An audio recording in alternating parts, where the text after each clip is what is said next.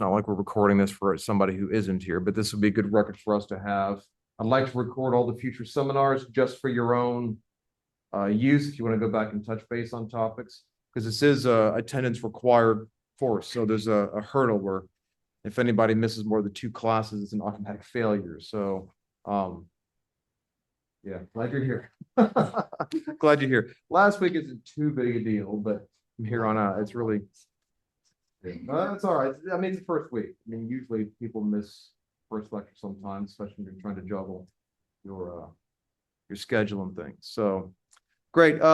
Gentlemen, do you want to say a bit about yourself? I'm going to try to put you on full screen here and just, I mean, how long have we been using?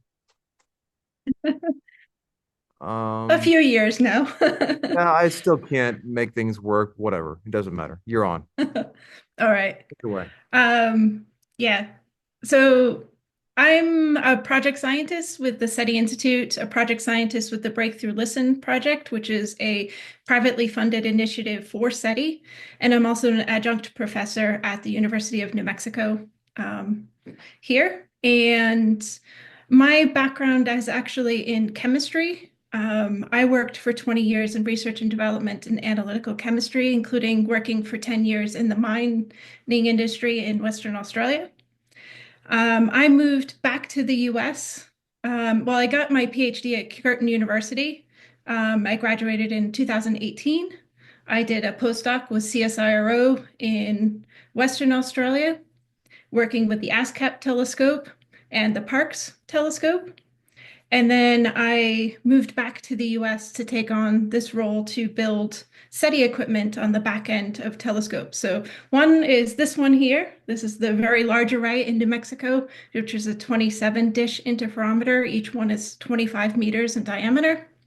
And then also on the Meerkat telescope, I run the Breakthrough Listen user supplied equipment there, which is also, both of these are real-time SETI experiments. And so I can get more into explaining what that actually means a bit later, as it might make more sense. And I'm happy to answer any other questions you have about my background. It's quite complex and long.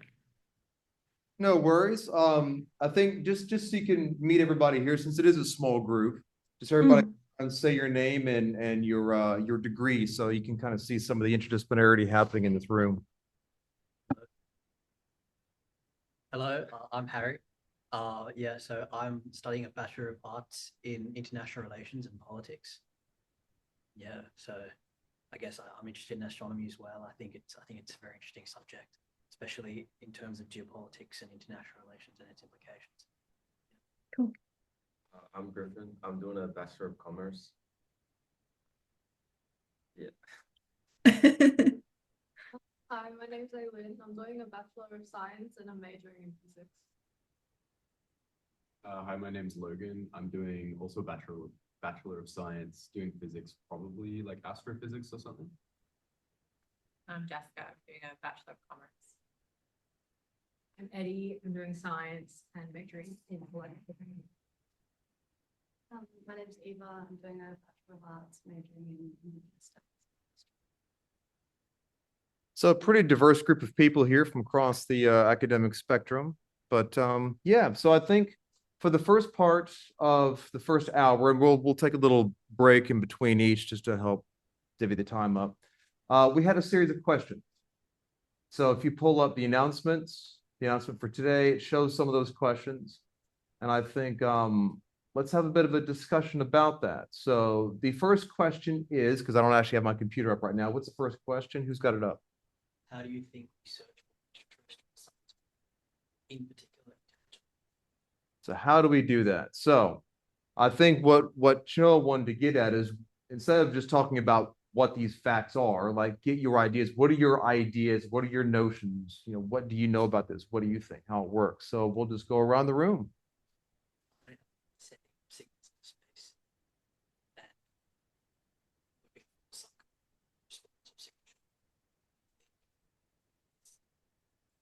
Sorry, the audio keeps cutting out. So maybe instead of the view as much as the is maybe moving them, I don't know.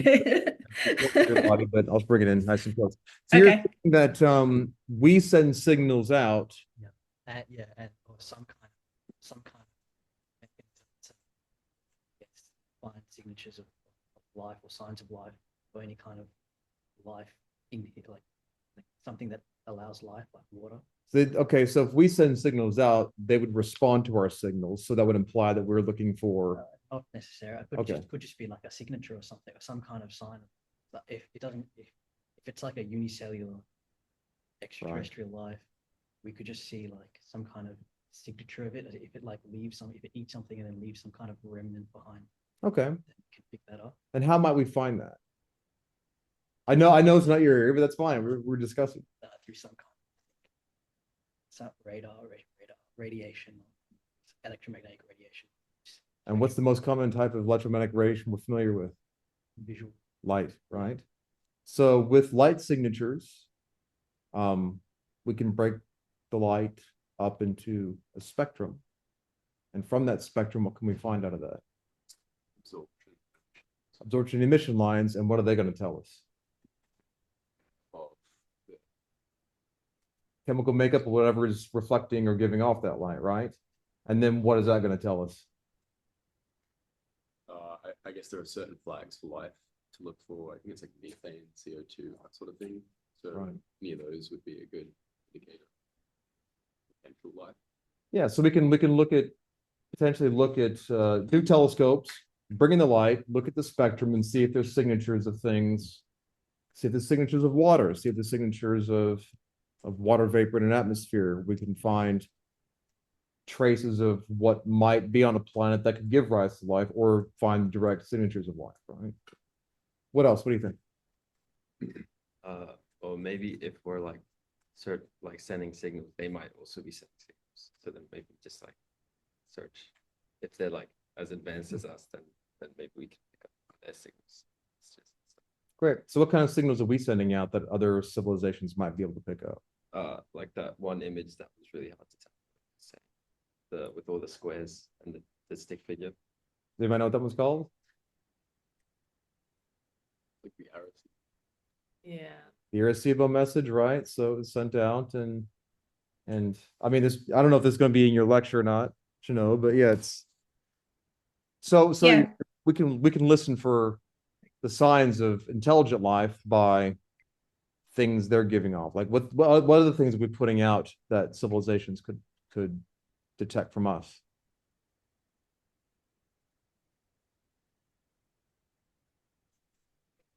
Yeah, everything we're doing down here is going out in radiation of some kind, right? Pretty much. So TV signals, right? So TV signals could go out and then bounce back, or they could pick that up. There's been a few sci-fi films who've picked up on this idea, right? You know, how long we've been sending TV signals out into space? But over 100 years, something like that, right? So potentially stuff could be, you know, which means only things within 100 light years would even be able to find us. And have we ever found any sort of definitive signal from an alien civilization? Not yet. Not yet. Does that mean it's not out there? That doesn't mean anything necessarily. What are your thoughts?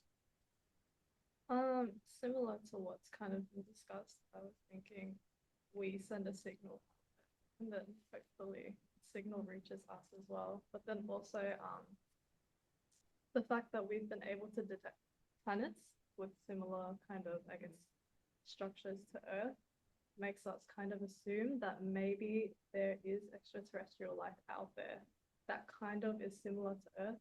Because we're the only, I guess, the only intelligent life that we know in the cosmos right now. So we obviously probably think that out there there'd be a group, maybe on a similar kind of environment that may be us. All right. Yeah. Yeah. I was sort of thinking like generally what we've been doing is, you know, searching for radio signals because that seems to be the most probable way of doing it. And I was thinking like it's very interesting that we haven't detected anything yet, considering we've basically been spewing out like TV and radio signals into the ether for like almost 100 years now. And I feel like I was thinking that sort of suggests that either there is nothing, they're too far away, or they don't use the same, you know, EM radiation or even like gravitational waves. They don't use those methods of communication. But I feel like those are the ones we've been able to come up with because that's our human laws of physics, and those are the methods we know to communicate. And I don't, maybe these aliens, either they don't exist or they use a completely different set of physics to communicate. I'm missing it.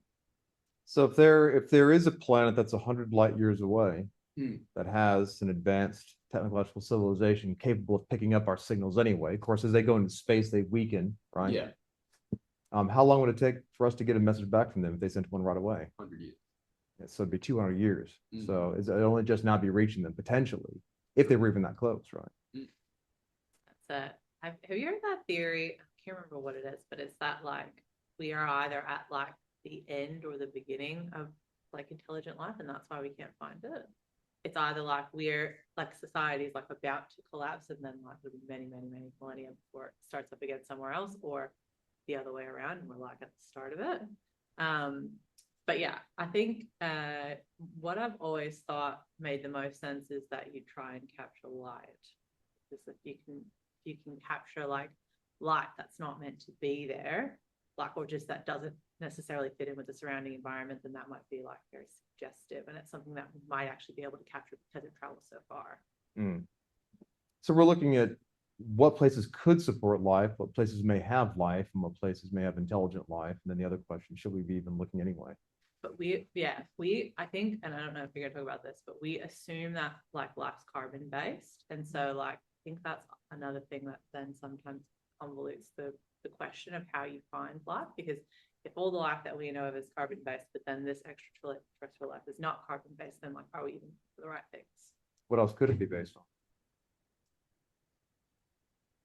Like we'll get into that discussion. What do you think? I mean, yeah, like we're just looking at such a limited range of things, that signals that like we can understand. Like a signal could be anything.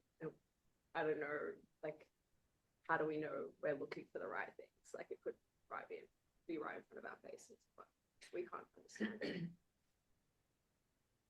I very interesting saying a little bit out my depth in that subject, but it's so interesting to listen to them.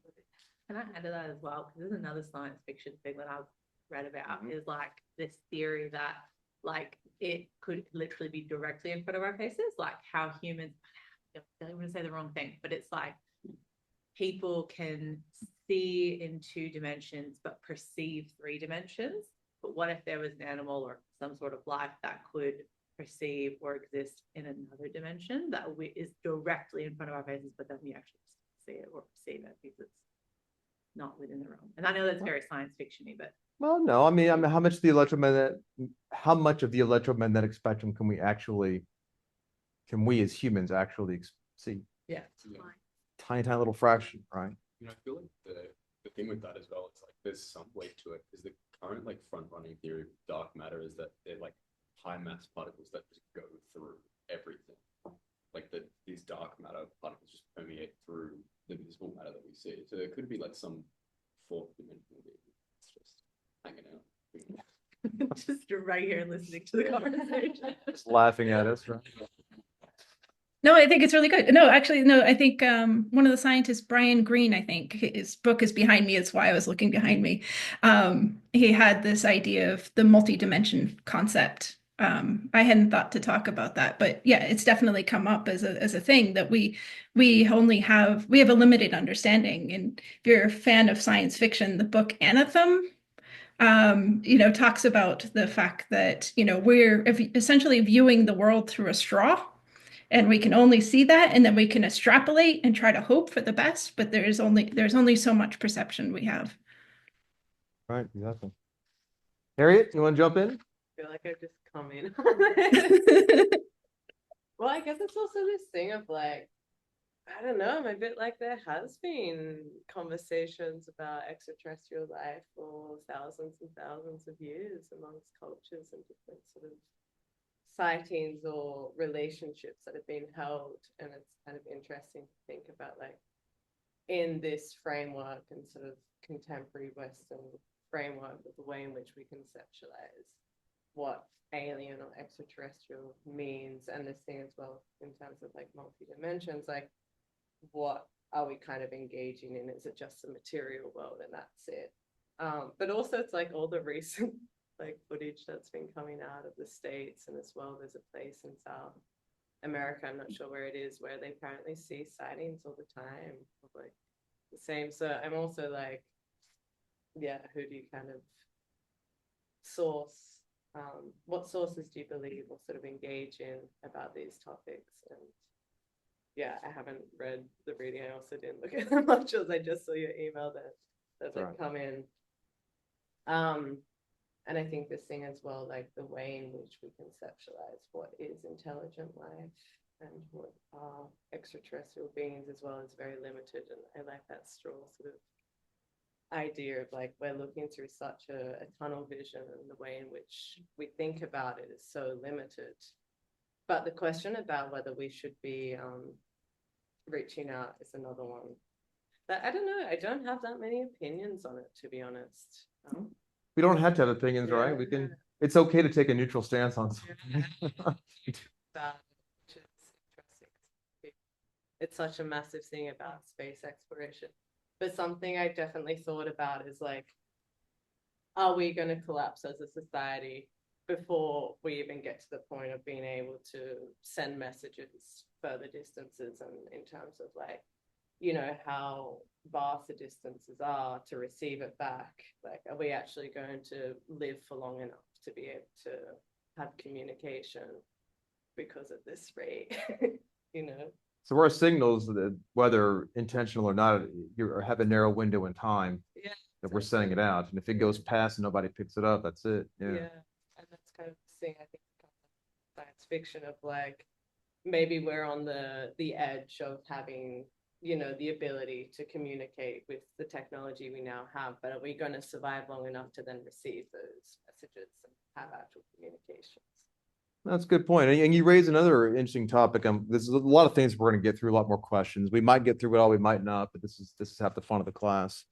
There were 2 points that I thought were really important. One of them is the concept of what is considered extraterrestrial life, because a lot of cultures talk about ancestors being in the stars, or they come from ancestors who came from the stars. And the idea that, well, even the idea of the extraterrestrial in most indigenous cultures is all considered country, sky country, land, you know, land. There's no separation between them. And beings can come to and from the stars. They're not necessarily big heads and big eyes and, you know, this kind of modern idea we have about what we think aliens might look like. But the idea, the Seven Sisters is a very common one, where these young girls were stars and they become human and they can transform back into the stars. They can transform into animals. They can disappear. They have the capacity to go to and from that kind of world. And when I was working with elders in the Torres Strait, they talk about these special eclipse ceremonies. And I was kind of curious, well, how do you predict these eclipses? And they talk about how during ceremony, the elders will actually sort of astral project and actually go to the moon.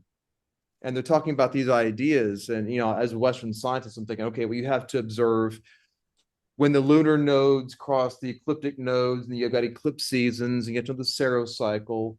And I'm not saying cultures wouldn't have known that, but they don't necessarily put it in those same terms. There's a mathematical component to that. You have to have that to be able to predict eclipse. But the way that conceptualizes is to think of it in a totally different way, that to most scientists would just have us going, wait, what are you talking about? No, but that's not how it works. And also a paper that when I taught a version of this course at UNSW on indigenous astronomy, one of the last topics we discussed was a very interesting study that took place by a guy in South Africa looking at Aboriginal communities in the Central Desert of Australia. And he was looking at UFO belief within these communities, which was incredibly high. And he was trying to look at why is this the case? And part of it was the idea that they have ancestors who were in the stars they communicate and talk to, just seem to blend with the discussions about what they think that is, but also because of cable television coming in and places like the History Channel and Discovery Channel diverging away from what we might think of as science and natural history to ancient aliens and Nostradamus, all this other kind of stuff, where this Western influence of media was being brought in, and people were seeing these are documentaries on the History Channel and Science Channel. Now, some people might say, well, they're being quite, you know, these production companies are being very crass. They're giving people what they want to hear as opposed to what they should be hearing, which is why you've got 18 seasons of Ancient Aliens who found precisely 0. But, you know, communities were seeing this and seeing this as legit stuff. So they're sort of transforming Western concepts of alien life into their pre-existing ideas about ancestors in the stars, and it's coming around in this weird sort of blended way. So these are a lot of interesting discussions to talk about, and we've only gotten through one question. How much time are we in already? We're already halfway through. Look, I want to address some of the other questions. I don't necessarily want to go around the room and ask every person, but we can bring up one of the questions and you guys can jump in with your thoughts and answers as we go along. So what was the second question? How do you perceive the difference between intelligence? Ah, good. Who's got an idea? No.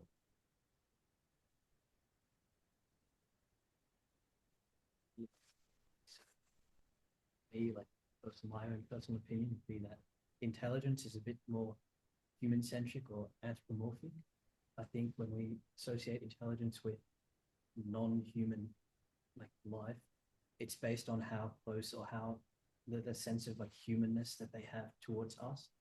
And so I think this extends even towards things like not just life, but also like super intelligence or artificial intelligence. And so that how they can, unless they can cross that human threshold, that they will never really be intelligent. And That's a good point. I like that because that's we kind of centralize we put ourselves at the center. Everything's compared to us, right? So how close do they get to our level of intelligence? So we start to study animals, we realize they're far more intelligent than we ever thought.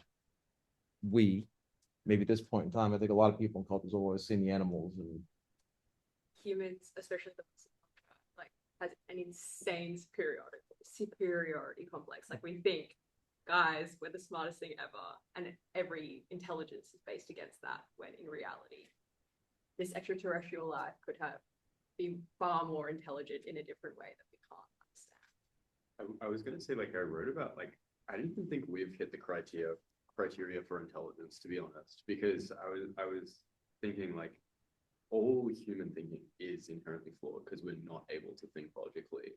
So I don't think like a truly intelligent civilization would consider us intelligent life because we're just kind of still animal.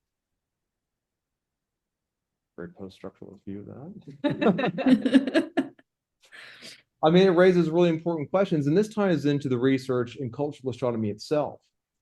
In my early days of doing research in indigenous astronomy, I was asking certain kinds of questions. Well, what did different Aboriginal cultures, how do they perceive or understand different types of celestial events or phenomena, like eclipses, comets, meteors, even earthquakes, geological events? And funnily enough, when I started publishing my early papers on this topic, the journal editors said, well, why don't you, because I wanted to submit the paper and they said, look, we want you to restructure it. Why don't you submit the paper as, here's the question, here's the physics behind it, and then talk about the indigenous knowledge. And what that did was structured in exactly the same way you're talking about. Here's a question. How do indigenous cultures around Australia understand, pick a phenomenon, eclipses, right? Well, let's start off with what we know as the marker for that. This is how eclipses know, and how close, basically what you were getting at, without saying it, is how close do they get to understanding the true way that we understand things, right? So exactly centering ourselves, and Western science is very adept at doing that, exactly that. Here's how the world really works. How close do other cultures get to understanding how we know the world really works, which is a completely back-asswards way of doing it, right? But that was something that came out in that early work. And I had to, the first couple of papers I published were in that theme, and I started to become really uncomfortable with that. Because initially it seemed like, okay, that seems like a logical thing to do. But then as time goes on and you learn more, you gain more experience, you're like, ooh, this is really ick. And you kind of go back and restructure things where it was exactly the other way around. You leave out the science behind, the Western science behind it, because you have to address the question of what are you asking. But so this kind of ties into this idea of how we define intelligence or sentient life. But I think as we, even in Western society, are coming to reconsider how we think of intelligent life, even in our own animal kingdom, that's going to extrapolate to how we would define intelligent life in the universe. Because some of the most octopus, insanely intelligent creatures, right? And And we had did the same thing when it comes to emotion. There's this idea that animals don't have any kind of emotion. And if they show emotion, we anthropomorphize them, you know, and of course they do. So good question. Anybody else want to chip in on that? Like if we're looking for signs of intelligent life, how might we distinguish between intelligent or sentient life in the universe? I think there's an argument that you could say sentience is like, yeah, existing in a way that requires choice, but intelligence is making choices or having the like faculty to deliberate, do things intentionally. But I don't necessarily agree with that argument. But I think that probably is an argument that could be made. Well, I mean, this is the thing we're talking about. It's not just what we think is right. It's what are the arguments that are being made? What are the arguments that these projects and ideas are based on, and how can we critique and challenge them? So yeah, it's a good point. It's a really good point. Especially since, in most situations now we're asked to prove our intelligence, right, by being able to select traffic lights in little tiny boxes, right? And so it brings up the question. I had an interview with somebody that was doing a documentary in Finland, and this was one of the questions they asked: what's the difference between intelligence and sentience, and how do we figure this out when we're heading towards this artificial intelligence, and how do we differentiate ourselves between artificial intelligence and human intelligence? What did they say? Well, they asked me the question. She didn't really comment too much in regards to it. But I think of it as this way, is that, you can get something like a self-driving car that can follow a specific set of instructions, but can't make the on-the-fly decisions, or if something it encounters is not programmed into its thought. And so, whereas sentience, us behind the wheel of a car, can make split-second decisions to change course, or to all of a sudden realize we need to stop at the grocery store instead of just going home, and make those changes in a much more, not necessarily in a logical fashion. Sometimes it's more an emotional reaction. Yeah, I think the problem that I have with that argument with extraterrestrial life, or especially with animals, that's how we do it currently as well, is that we don't necessarily perceive those choices in the same way, because we are just looking at it through the lens of the way that we make decisions. So like if an extraterrestrial were to be capable of making decisions, but those decisions didn't mirror the way that we would expect them to go through that logical process, then we might miss that. And so then we're categorizing it in an unfair way. Is there much validity in categorizing it at all? In the sense of like, doesn't matter if it's sentient or intelligent, like other beings, in terms of the way in which that we interact and engage and decide to communicate or have a relationship?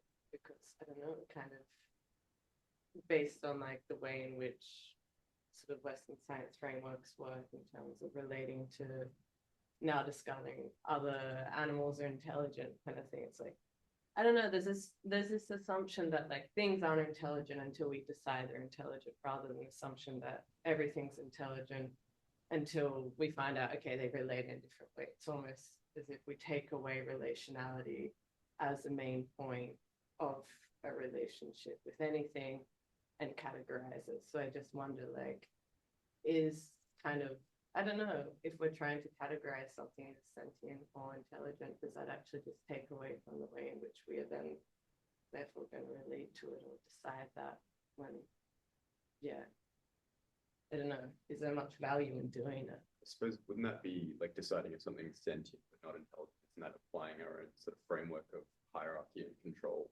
to these, you're automatically slapping the label and saying you're beneath us. It's like, And what's the benefit anyway? If we're like, I don't know, I guess the ideal is that we learn from this extraterrestrial life or whatever, like communicate with them. Like, does it matter? Like, why does it matter? Yeah, I think in a purely academic exercise, it doesn't matter. But in a reality where humans in particular love to exploit everything that's discovered, I think it does matter. And it will dictate how we choose to interact with and or try to control the life that we discover. But isn't that also the thing of like, it's only there for if it's seen as intelligent or sentient that we don't exploit it? Or whether we perceive it as a threat. Mm. Yeah. I mean, the first thing that came to my mind is the topic we discussed last week about the ideas of science and culture. It's one of the things that I talked about when it comes to, well, just put it bluntly, how are you even going to be able to do the research in the first place? Funding, Funding. And what's going to dictate funding? return on investment. Return on investment, but also how do you frame the argument? How do you get the money and who's giving the money out? Which means you got to have a really exciting, we're going to be the search for, you know, intelligent life in the universe. Oh yeah, we'll give you money for that. But if we frame it a different way, they might not. I mean, I'm not saying that's right or wrong. I mean, I think it's largely wrong, but it's just kind of the culture of science and how that works. So lots of different perspectives on that. And you raised some really good points there. Anybody else want to chip in on that before we go to the next question? So I think Joe really wanted to get a baseline for you guys to see like what your thoughts and understanding or perceptions were about these kinds of things. What's the next question?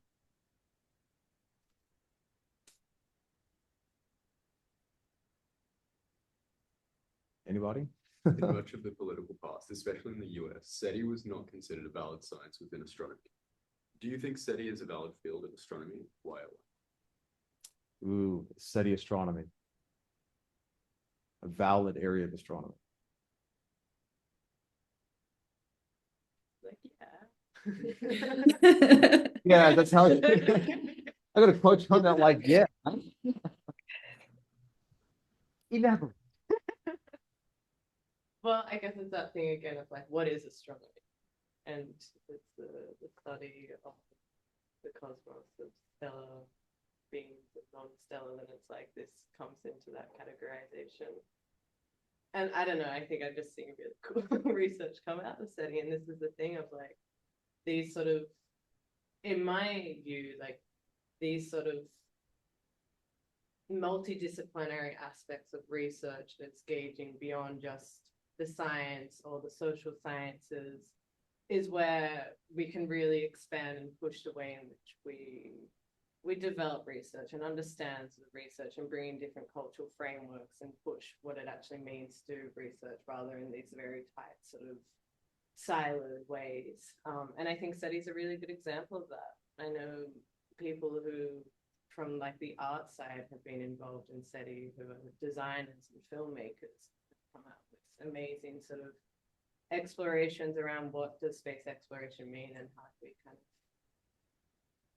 engage in it, but also this thing of, I think it offers a really good aspect or like important aspect of bringing in a broader sort of public engagement into space exploration. That's not, astronomy can be quite separate from, I guess it's just like within an academic field, you tend to separate the community and public cycles of academia, but I think this is something that everyone's kind of interested in. So there's some more conversations in a way. Good. What are some of the, sorry, go ahead. I like that answer, by the way. You've already got a degree, right? Yeah. We got the anthropology graduate over here. No. I'm saying you bring in really good points. They're awesome. What else? Other thoughts, ideas? I want to hear from everybody. So if you haven't been speaking up, I want to hear your voices. This is part of the participation. It's a course requirement. Otherwise, the same 2 or 3 people are going to carry the whole class. I think with astronomy, especially like searching for extraterrestrial intelligence, there's always going to be, especially in the public, a group of deniers, just definitely against the idea of like, because there's no solid proof, you know, no actual sightings, so then they're just going to deny it outright. But my thing is, well, in astronomy, there's space exploration. In space exploration, we're always going to be searching for different bodies out there. And I think that it's very valid to search for, I guess, extraterrestrial life because there's so, I mean, I guess it's so vast as well. So there's always that assumption that there's always going to be something out there, just considering how vast and how wide it is. But yeah, I think it's valid at least. Yeah. Okay. Anybody else thoughts on SETI and its validity as an area of astronomy? I mean, is like valid as in like, is it a true thing or is it should What we be other doing it? astronomers think in their mind, what they think, this is real astronomy, this is not real astronomy. That's what I mean by sort of valid. We're not asking the philosophical question of what is valid. We're asking the astronomy community as a whole at that time period generally thought we're doing real valid astronomy. They're searching for aliens. Right.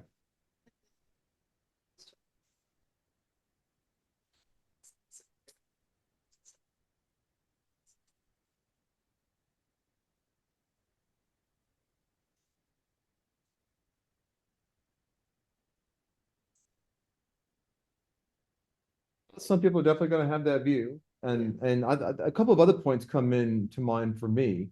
One of them is there's the process of, you know, the philosophical idea, we're going to be searching for life in the universe to answer these questions, and these are why we want to know them. But the process of how you do that is going to potentially have all kinds of big benefits. What's one that we spoke about last week? A huge benefit that came out of astronomy. Wi-Fi, right? The technology to make Wi-Fi work. Now, if you're searching for alien life, what are you dealing with? Interference. You're dealing with all kinds of signals coming in from space, and you got to be able to find the signature of something that would be otherwise unnatural, which is a weird one to put because we're natural beings, so anything we create is natural. But how would you be able to even find a signature of something? So if you're turning your radio telescopes to the stars, you're getting all these signals in, you're looking for something that would be a marker for an intelligent civilization. The technology, the algorithms, the software, the things you have to produce just to be able to do that is going to have all kinds of amazing applications. It's the same kind of stuff we're looking at, and as Chenoa did with the radio telescopes, like the Square Kilometer Array, who are potentially in one night going to collect more data than every music, book, and film ever created. All that kind of information. How are you going to process all of that? So this is something that's quite exciting, I think. And another one, I don't think it's controversial, but I think it might raise some eyebrows. I had this discussion a while back. When I was a kid, I was super into weird stuff, right? I was reading books on lake monsters and UFOs and stuff like that when I was a little kid. I love that kind of stuff as a kid. And as an adult, I kind of sometimes find it infuriating, but I'll still watch some of these shows. And I'll be yelling at the TV in my bedroom about what idiots you are. This is stupid. I'm still watching it. Right?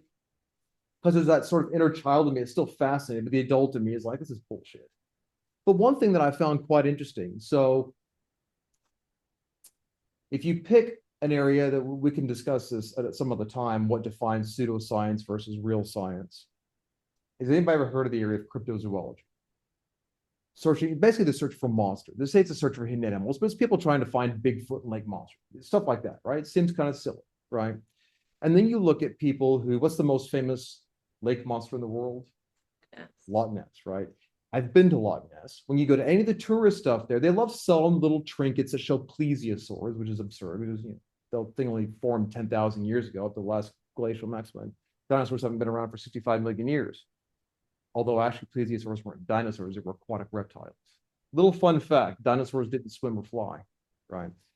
Moving away from that point, but if you go to the museums and stuff, none of them actually purport that there's anything in the lake. They talk about the history of it and why there's nothing in there, but they still say, look, it's a bit of fun. We can have some fun with it, but there's actually nothing in there. It's absurd to think there is.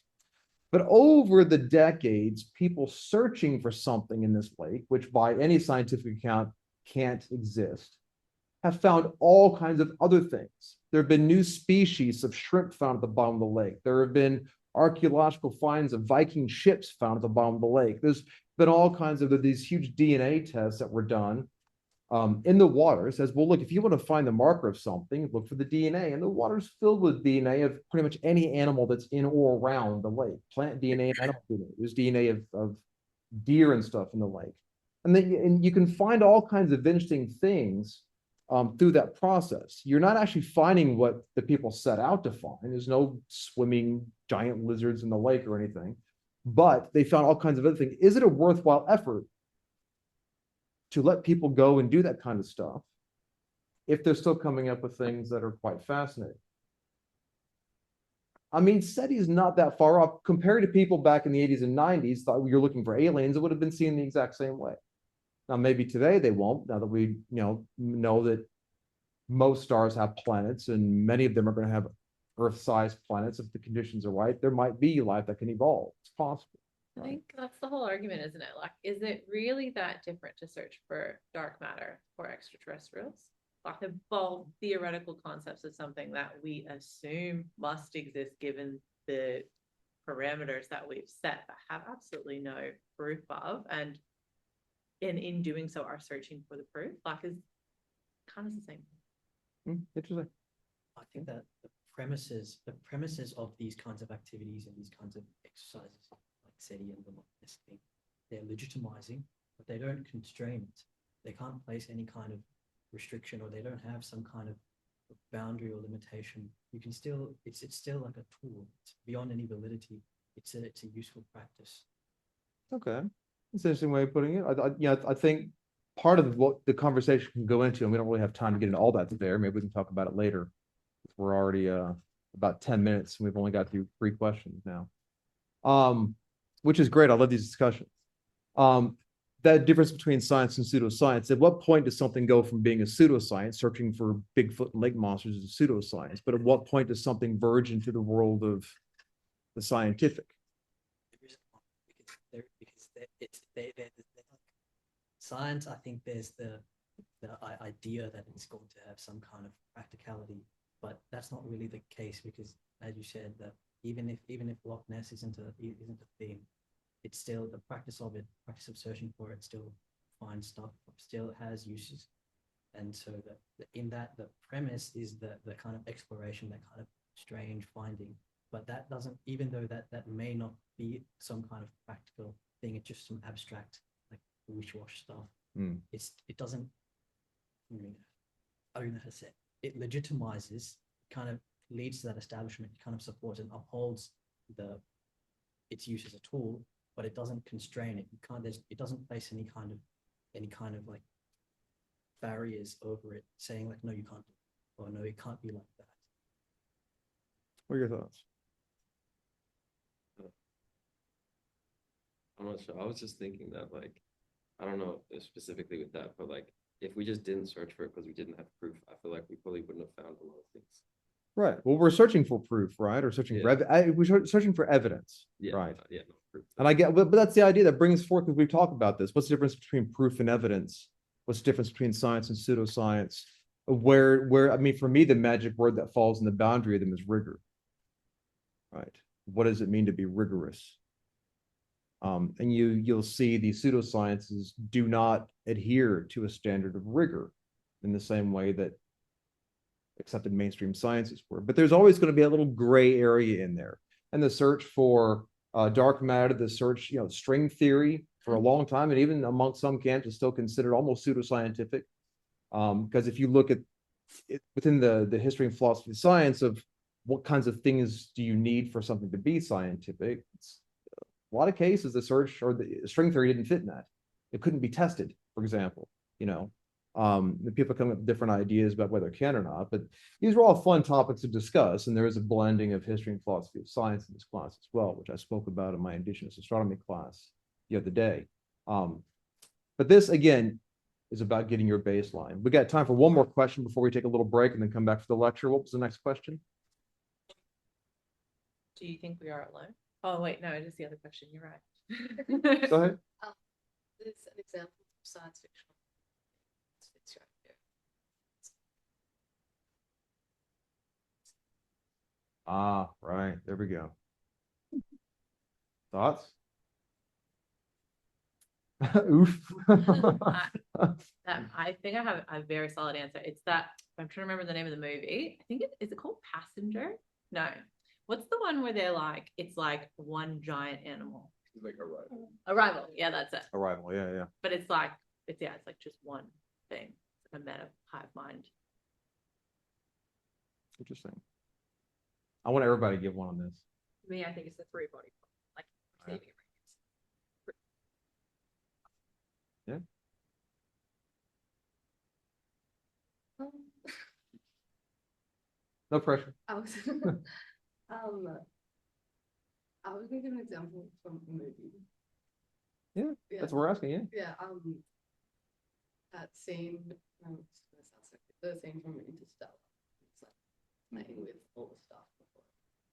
The one with the my book? terminology is so horrible. Yes, the books. Wait, Yeah, at I love the that. end or At the end. Yeah, at the end. Yeah. The multi-dimensional Yeah, thing. the Yeah. multi-dimensional That's thing. my favorite. Yeah, multi-dimensional. I think I'm just gonna say my favorite science fiction book. What is it? Dawn by Octavia Butler. Oh, yeah. Yeah, but I don't think it really. I don't know if anyone's read it here.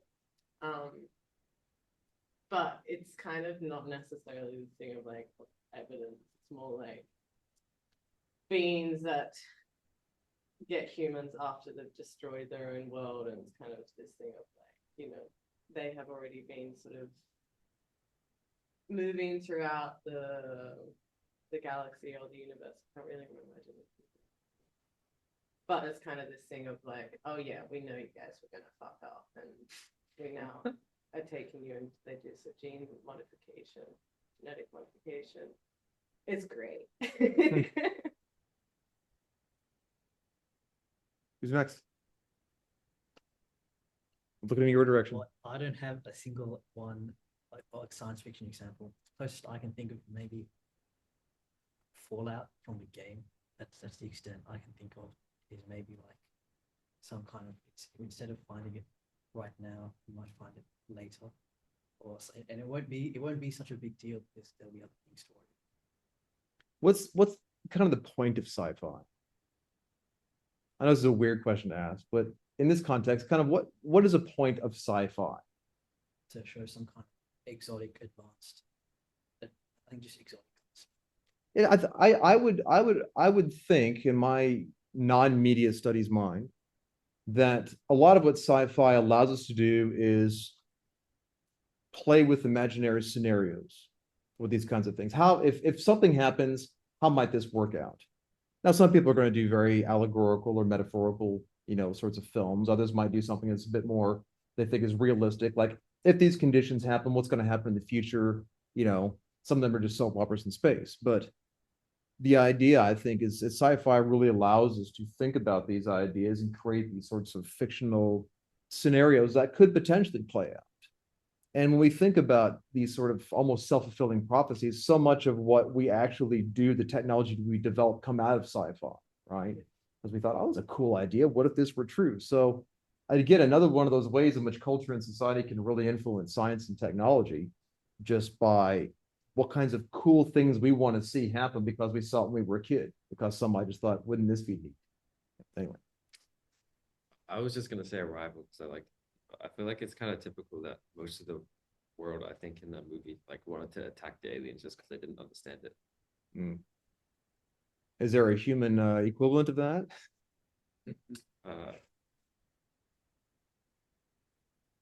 Like the entirety of human history? Yeah.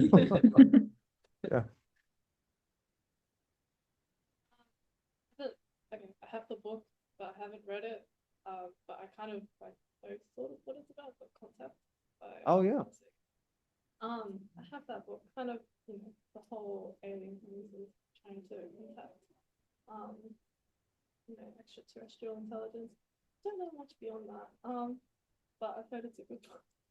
It is a good book, and I love that film. Came out in the 90s, was it 97, something like that, with Jodie Foster. And it's always one of those fun things where in sci-fi, in films, right, it's got to be a movie. It's got to keep you interested and engaged. And the actual stuff we're doing in astronomy is really exciting. The process is boring as batshit, right?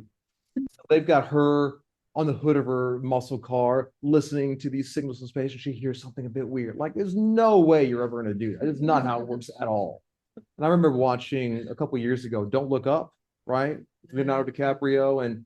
And in the first, it starts off, they're in the observatory, which they've got the computer area inside where the telescope is. I'm like, you don't do that.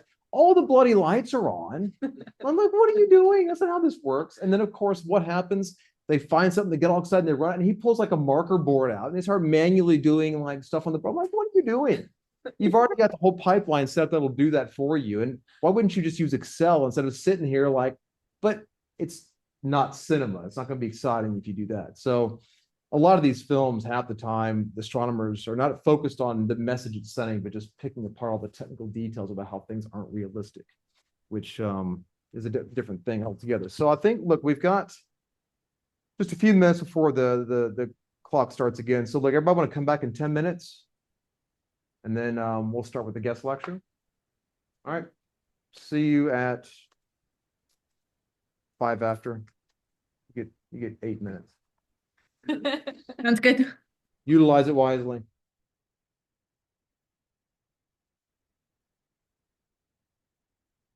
It is no essay prompt, right about literally anything you want. Yep. Related to. Related to. Related to the subject. course topic. Oh, right. All right, let me reiterate that again. Harry's not back with my coffee yet. He can't do anything yet.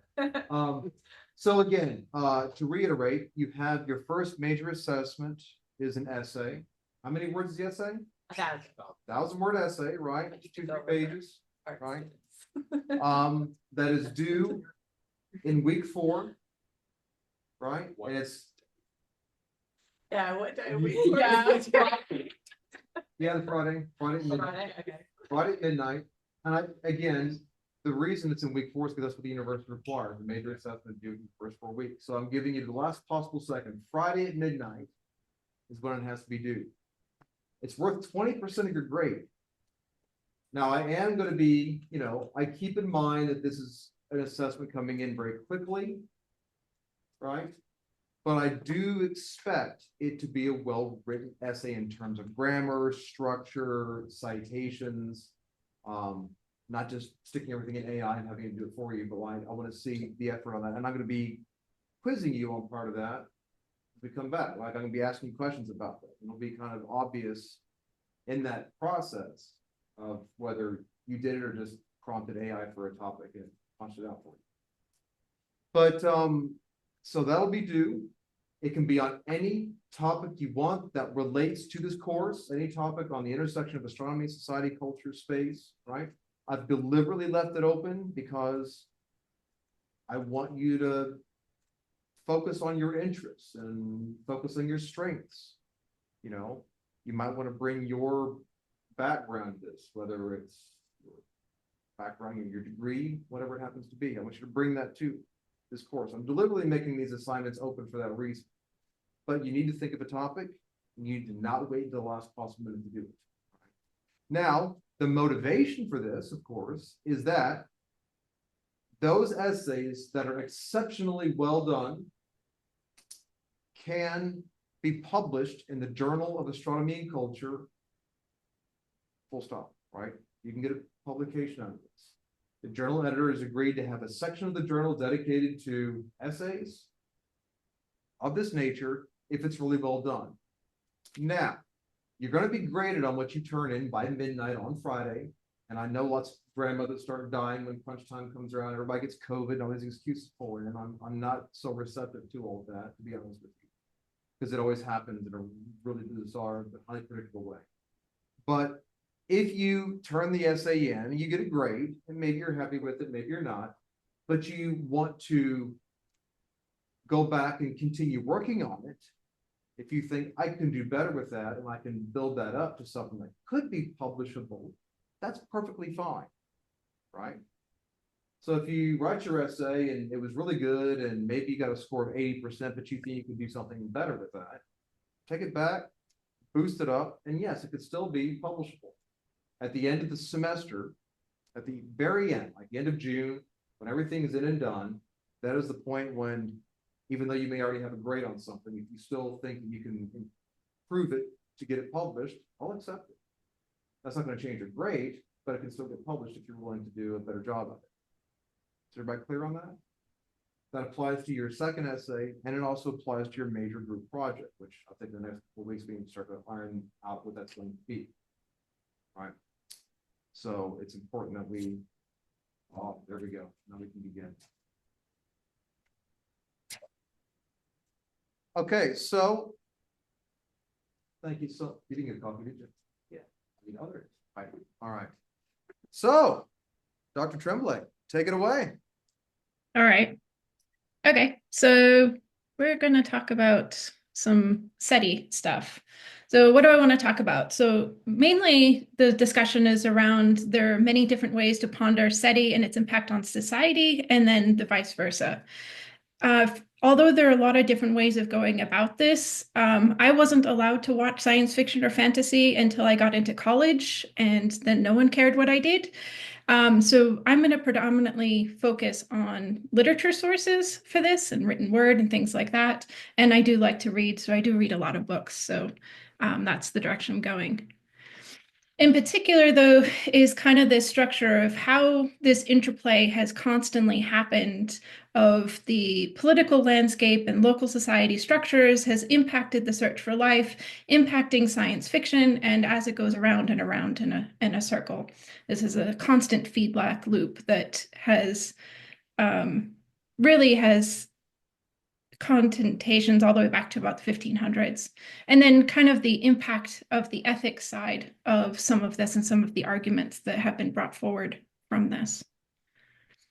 But first, before I get too much into it, I wanted to give kind of an aside on the way that I think about science in particular. And in John Green's book, he writes a series of different essays about things. But one of the things that I really liked was his discussion on the game Monopoly. And I like its analogy to science. So in this, the Monopoly, it was not created by one person and then produced by Milton Bradley. It was actually a game that was started much earlier in time and was iterated upon as it was played as a parlor game to understand economics. And then there was actually two different versions of the way the game was played originally. One where everybody was competing against each other, which is kind of the standard game of Monopoly now. And then there was one that was more of a collaborative game. And the rules of the game had constantly changed based off from the original set of rules that was put forth by the person that was creating it. And so science to me feels like the same way, is that sometimes we lose in our history how things began or what was necessary in order for it to make the next leap. But there are this constant iterative and collaborative processes that make science what it is today. The other one was the book The Beginning of Affinity by David Deutsch. I met him at Oxford University last year, and this is an absolutely fascinating book about the way that humans think and how our progression of thought. So at one point in our history, we had a very anthropomorphic view of the world where we would, or anthropomorphic, where we would create these pantheons and we would explain the universe by having sentient beings or other humanoids that spoke our languages and would be able to do these super powerful things. And then at some point, we've transitioned to being more experimentalists, which has allowed us to really push the bounds of science and push it forward at a much faster rate. And he has some really interesting ideas and thoughts on SETI in particular and various other aspects of the field of science. I would recommend that as well. But our story of SETI actually begins all the way back to about the time of the Bible, around 700 BCE. And the idea here is that at one point we just made the assumption we weren't alone. It wasn't going out and searching to see if we were alone. There was this constant creation and ideas of beings, being sent or people having sightings of other ethereal beings with a greater knowledge or magical in some sort that would direct the people that didn't have the intelligence or the wherewithal to be able to do certain things. And that's where some of this was brought up. And, this was progressed even further into the idea of some of the various poems in Rome, including once we came up with the idea that we have these atoms Democritus came up with the first ideas of atoms and humans being made up of atoms, and so were plants and animals, and so we were all related to the cosmos through our atomic structures, which then Roman poet had put together this thing as if atoms stock are inexhaustible, greater than power of living things to count, if nature's same creative power were present too, to throw the atoms into unions exactly as united now, why then confess you must that other worlds exist in other regions of the sky and different tribes of mankind, kinds of wild beasts? So this was the first, as far as I know, account in literature of this concept that other planets were out there and other planets were populated with beings of creations that, at least in some sort, were or organized sets of atoms. But the idea of different worlds and different planes of existence and different beings was not unique to Christian religion. It was also in Buddhism as well, where Buddhism, they have these 31 planes of existence with a Buddha that was specific on each plane. And then these planes are broken up into 3 different worlds, the heaven, the earth, I can't remember what the third one is, but the idea is that they were transitory and people would progress through these, and they were all temporary, different worlds and relations, this idea of kind of this multi-dimensional concept. And so this is not, something that was very much ingrained into the cultures and not really taken, it was just, part of the everyday way of people thinking. It wasn't really questioned. When we start changing the landscape of this quite significantly is about the early 1500s, when Copernicus started drawing the solar system with the sun at the center of the solar system, and he published the fact that there were all these planets, and they called each one of these planets worlds. And this started driving the concept that if we had all these planets in our solar system, clearly Earth is not the only one that's populated. And if you read through Carl Sagan's Cosmos book, in particular, he highlights the work that was done by Kepler when he was studying the moon. And in 1593, he published about the craters on the moon that he was discovering, and he couldn't think of any natural process that would ever create these craters. And so for him, this was a set of intelligent beings that were creating essentially barriers around their homes, and their habitats were underground to handle the sun, intense sun or cold. And he called these the Sunvlovians and the, trying to remember what my other thing is. The Prevolvans. And he actually wrote some of the first science fiction ever created, but he was scared to publish the science fiction. So it was actually not published until after his death because he was worried about the repercussions from the church if he came up with this, if he was outspoken about these theories.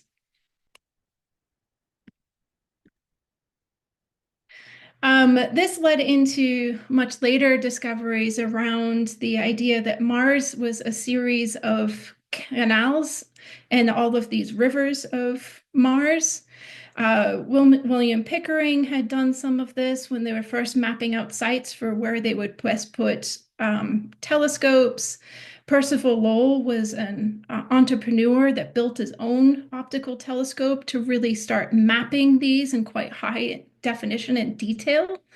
And then the two of them together started creating this concept of putting out for funding of millions of dollars in these late 1800s of building extremely large mirrors using the sun's rays and sending Morse code to Mars to talk to the people that they perceived were living on the planet.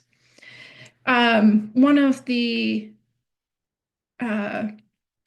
then this highly influenced a lot of the science fiction literature as well. So if we combine at the time the Victorian era of high greed and change, then we also put in this expectation of living on Mars. This is where some of the science fiction of this era came from, like The War of the Worlds by H.G. Wells. And this also influenced a huge amount of progressive literature or in the early 1900s as well, where Mars became a main focus for how do we explain the cultures and the people living on Mars and what were they doing and what was life like, and is it highly combative or is it highly peaceful? And then it's also started off with some of the first literature around alien intelligence and AI and robotics as well. One of my colleagues at the SETI Institute recently, when I had talked about this idea of sending Morse code to Mars, they said, well, who was going to translate Morse code on the other side? And although there is still a lot of discussions about how we can create some universal language or universal ways of discussing things, this book by Delaney, Babel 17, talked about this specifically, about how we would translate these messages. And so they used these people that are linguists and studied the fundamentals of all languages across the entire planet, and then tried to break it down to some basic concepts, which then they could use to translate alien messages. But that's still a question that nobody has a good answer to. So if we branch off from the concept of doing these, let's burn mathematical symbols into the Siberian desert, let's build large mirrors and try to communicate with Morse code, the first account that I could find for actually communicating through not spending millions of dollars and destroying our planet in the same time was this work by Hugo Gernsback, who was an entrepreneur in electronics, but also the first creator of the science fiction magazine. And his idea was to actually take the entire world system of telecommunicators, the first radio network that we had together. And he estimated that if we put together everything that we used for the military and everything that we had used for communicating to try to send messages back and forth across continents, then we could potentially, if we lined up the Mars and the sun in the right way to boost the signal, have enough power to send one radio signal to Mars without spending a tremendous amount of money using the infrastructure that was already in place and an alignment of planets that was already going to happen within the next 10 to 15 years from when the piece was written. And so there was this, this was just kind of that percolating idea that we could start communicating using radio signals and the technology that we were starting to build at that time.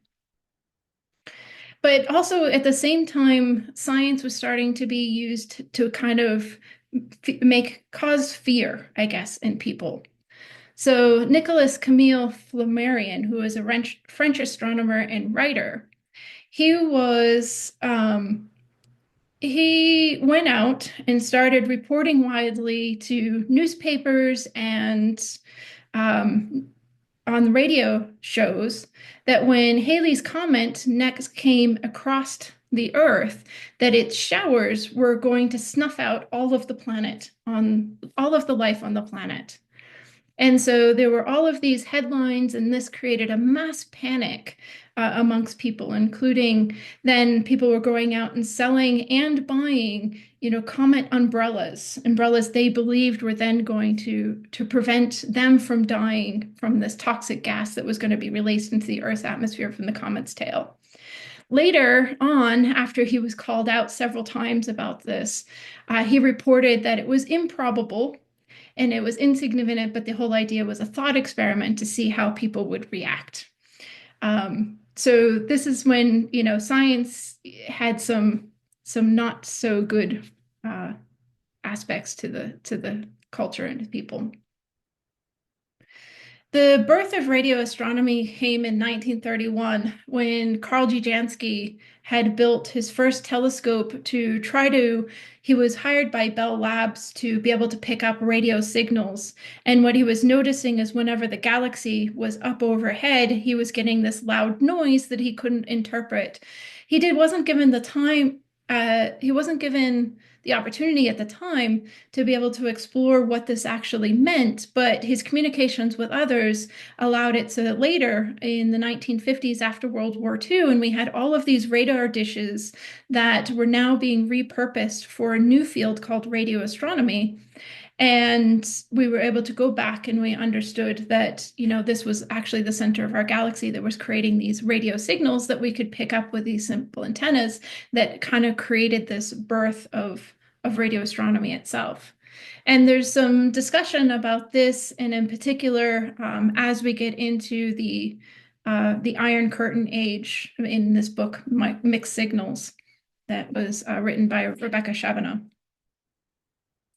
But the birth of the experimental side of actual SETI itself is thought to be started with a paper written in the Nature Astronomy Journal, or Nature Journal, in 1959 by Philip Morrison and Giuseppe Cocconi, called The Search for Interstellar Communication.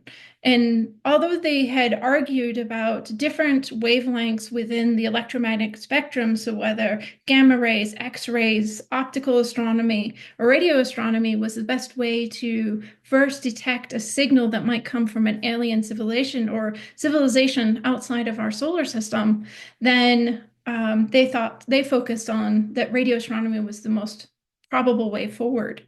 And this led into the work that was done by Frank Drake in 1960, which was called Project Ozma on the 80-foot telescope in the Green Bank in West Virginia, which he focused on two stars at 1420 megahertz, which is the emission line for neutral hydrogen. But he wasn't actually allowed to speak of this work. His superiors told him that this was not something that the public wanted. This was not something that the funding agencies would be happy about. So originally he was asked to put this work aside. And then as it became more public knowledge, they quickly scrambled to say that he had done this work and he was the first to do it. So there was a little bit of back and forth from a political landscape perspective. In 1961, Frank Drake and others started the first SETI conference in West Virginia called the Order of the Dolphin. And this was the name because at the time they were studying dolphin communication as a way of understanding how another civilization might communicate and how other beings on Earth were communicating and how do we build some kind of universal language. Later, this was turned into Order of the Octopus is what we call it now. And that has to do with because of the brutal treatment of the dolphins at the time. And we didn't want the negative connotation. But that was kind of the first step towards this. And you can kind of you can read about the story of Frank Drake's first discoveries and the first conference in this book here, The Eerie Silence by Paul Davies. I'll say aside, though, that Paul Davies is not somebody that's ever actually worked in SETI. He's never operated a telescope. He's never actually done any of these experiments. But I do find his account of things from an outside perspective interesting. He's somebody that's had a constant interest in SETI and feels like he's been involved in SETI, but he is definitely not part of the what we would normally consider the SETI community at this stage. But coming out of that conference, when Frank Drake realized the night before the conference he didn't have an agenda, is when he jotted down on a napkin what's now called the Drake equation. And this is the concept of trying to figure out what are all of the variables that we need to figure out in order to determine what's the logical idea of how many civilizations we would expect, and in particular, ones that are capable of picking up technological signals or sending technological signals of some sort. Whether they're infrared, radio, optical, lasers, doesn't really matter. The idea is that we've got all of these components, and at the time, we didn't know for 100% for sure if there were planets around other stars, for example, which we do now. What was the rate of star formation? So we're slowly working through some of these. But Frank had, even from the very beginning, had realized that the biggest variable that we have is the length of time such a civilization could release a detectable signal. And even if we base this from our own experience from Earth, we still don't have a clear understanding of how long we'll be putting out signals and how long it will take us to be still a viable species on this planet. So since that has started, we've actually now broken the field up into 3 components. The first one is SETI, the search for extraterrestrial intelligence. The middle one is astrobiology, and this is looking for your biosignatures. This is both looking for trying to understand how you define life by looking at extremophiles on our own planet, as well as trying to understand what is the chemical makeup of some of these planets that we're finding in not only our own solar system, but in other solar systems. And then there's METI, messaging extraterrestrial intelligence, which is the idea of trying to send out a purposeful message at a very high power rating, or sending out messages in other forms that another civilization could pick up now or in the future. And we've broken this field up into a little bit more nuanced, I guess, is that now we're looking for technosignatures. And so the ideas of we've defined kind of intelligence now as being the concept that they're able to create a technology that is capable of sending or receiving a message. And then biosignatures, the idea of just looking for biology or the potential makeup for biology in another atmosphere. But while all this was going on with Frank Drake and the start of SETI itself, we were also in the middle of the space race politically. So this is where the USSR had launched the Luna 1 rocket. This is when we first got their idea was supposed to impact the moon. They made an error in their calculations. They bypassed the moon. We had our first images of the backside of the moon. We got an idea of the of what Earth looked like from space, things like that. And so this is, was a really important time politically from a space race perspective, and everybody was really excited about space and what we could learn about it. One of the side things I wanted to talk about was that a lot of the early sides of the space age was all handled by human computers, and these were all a series of women that had a phenomenal ability to do manual calculations that got the US in particular, but other countries as well, through the space race and being able to launch all of these satellites that were heading off from the Earth's surface, and they've kind of been left out of a number of the science books. And so there is a movement in Australia called Include Her to put these women back into the history books for their early discoveries and their contributions, as they were not often written or as authors on the papers that they were critically important for being able to publish. In addition, the political landscape in the 1970s, in particular in the US, which is where kind of the start of SETI really began, there was kind of 2 components. There was the USSR and the US.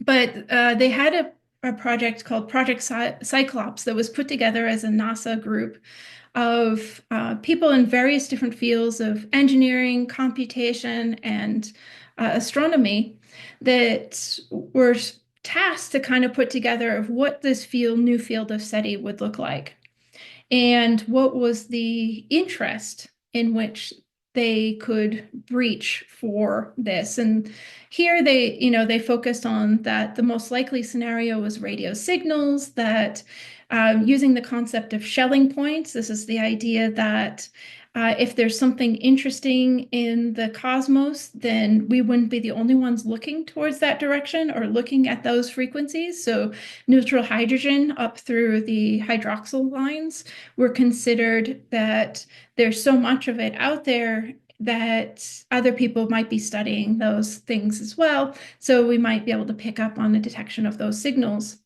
And it was also stated that, you know, the man on the street, the normal people, the non-scientists had a strong appeal for the concept of looking to see if we were really alone in the universe. So in 1979, NASA tried to get a political funding to support this new field. This was also the start of METI. So in 1974, there's the Arecibo message that was discussed in the reading. And this created this 8-bit image that had included numbers from 1 to 10, a bunch of atomic numbers, solar system, and a little digital version of what man looked like. And then in more complicated fashion, there was the 1977 when both Voyager 1 and Voyager 2 launched. The spacecrafts both carry the golden record. And this has a map of where you can find our solar system by using pulsars. It has a bunch of other information about our planet and then the sounds of Earth. And in particular, this was like greetings in 50 different languages. This was, you know, sounds of waterfalls, but also sounds of brainwaves in case that you know, the beings that found the record, you know, would be able to interpret brainwaves themselves. And so to do this, they used a brainwaves of a woman who had just fallen in love. So the two people had just gotten engaged, and they thought this was the best way to show what the Earth was capable of and what we represented.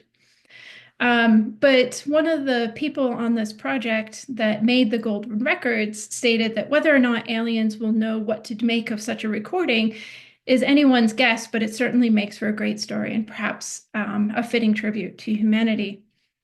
So whether somebody else finds it or not, you know, it's a record of our own history.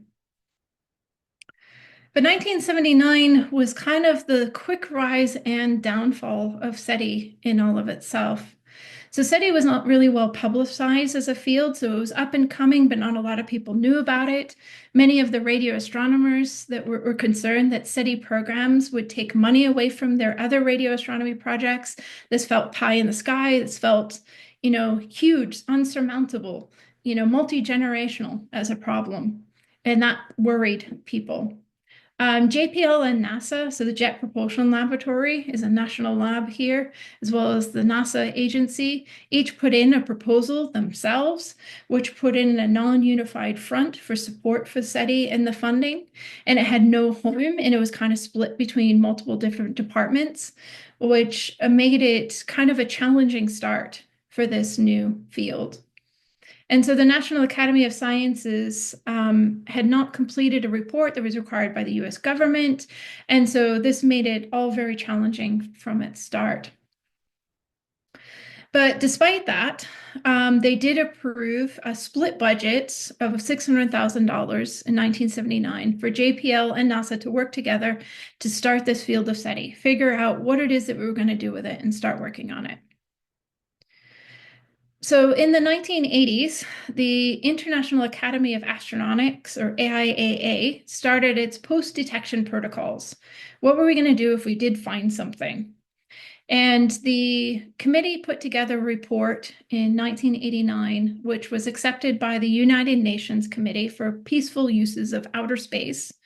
And they called this report the Declaration of Principles Concerning Activities Following the Detection of Extraterrestrial Intelligence. But despite that, in 1983, the SETI Science Working Group was formed with a series of papers. With the Cold War and the Iron Curtain falling, several of the small programs, including SETI, was completely annexed, completely removed. And there was a few politicians in particular that were vehemently against SETI as a concept and as a science, and they fought very hard to make sure that this was definitely one of the programs that were moved. And so this entered the birth of privatization of SETI, so being able to get private funding for SETI instead of public support. But in a report in a last attempt to try to save SETI programs, there was a report put out by the Astronomy Survey Committee that stated that intelligent organisms are as much a part of the universe as stars and galaxies, investigating whether some of the electromagnetic radiation now arriving at Earth was generated by intelligent beings in space may thus be considered a legitimate part of astronomy. Moreover, the techniques that can be most effective brought to bear on a SETI program for the 1980s are those of astronomy. So there was still a lot of pushback on this, but it didn't unfortunately get very far. In one book by Paul Church, he talks about this in particular. And yeah, there was this Senator Proxmire that in 1982, with NASA's budget, said that we'd absolutely needed to remove SETI and its efforts. In 1994, the budget was rewritten and they completely terminated all of NASA's funding for SETI itself for good. So in the 1990s, the landscape, both politically and technologically, completely changed. The US Senate had disabled the SETI Science Working Group, had removed all concepts of doing SETI, but at the same time, a prioritization allowed us to get funding from philanthropists in particular that started one of the first large-scale SETI programs called Project Phoenix. And Jill Tarter led this program to observe the nearest 1,000 stars with both Arecibo and the Parkes Telescope in Australia. And then what she did was not only that, but she was pushing the bounds of what we were capable of with our radio telescopes and the technology that we're using on those. Also in 1999, the SETI at Home project was initiated. So I don't know if any of you have ever seen this or been familiar with it, but it was using people's home computers. You could download the screensaver, and when your computer was in screensaver mode, it would be processing Arecibo data to look for signals that were associated with technosignatures or SETI. But at the same time, Microsoft was realizing they were making more money off from selling information than on the technology itself, their computers and things. And this bridged out a whole new field of science fiction as well, things like Cryptonomicon and Snow Crash, where, you know, information gathering and collection and selling and moving and encryption were all becoming a lot more of a thing that people were considering or thinking of. In 2002, the SETI Institute put together a science working group to try to constantly push this field of searching for technosignatures, even with just private funding. And so they had gotten together with a lot of different people that were willing to continue to support the field. Despite the lack of government funding and support. And they were tasked with the idea of what would SETI look like in the future. And this book is fascinating from the perspective of kind of the change of the landscape and the change of the thinking and how people thought that as we pushed from early 2000s to late into mid 2000s, how our technological landscape would change and how we could move forward with some of this. This is also the same time that, you know, smartphones were still science fiction. Cell phones were becoming more worldwide and word spread. September 11th, 2001, of the collapse of the New York City towers due to an attack from terrorists, you know, changed massively the political landscape, and where funding was putting more towards war efforts than technological efforts and science. But broadband internet was becoming more available. The landscape of how military action was changing, and this all influenced the search, as well as, you know, what we're doing in science, as well as, you know, what we're doing in and politically, and where the focus was. Spaceship One made its first private funding. So this is the first human space flight was in 2004 as well. And then what we had as a major revolution from pushing, you know, small scale projects with little bits of private funding forward was this huge breakthrough that was put forward by Yuri Milner, who started Breakthrough Initiatives. And this was a $10 billion project to boost, 100 million, to boost one of the largest searches ever completed. And so they purchased time on the Parkes Radio Telescope and on the Green Bank Telescope in West Virginia in the US, and started in earnest to ramp up this field with this tremendous gift that Yuri gave us and is still giving us. And so now we've gone from this landscape of biosignatures is still mostly handled by NASA research and various government grants, but technosignatures is mostly handled through privatization. So what does modern SETI actually look like? So if we read a lot of science fiction, like Carl Sagan's Contact, which was brought up. There was another recent novel, The Space Between Us, pretty sad romance novel, but features a SETI scientist. In both of these, they have this concept of Jodie Foster's listening to all of our radio data. And so arguing that, SETI scientists have some of the best hearing ever because we're trying to pick up tiny minutia changes in sound and noise. It's just not how it actually works. This is what we actually do. We build computers, systems, we attach them onto the back end of telescopes. So we take the signals from each of these telescopes and we process them digitally. So we take the light that's being collected, digitally process that information, and then we can visually put it into plots.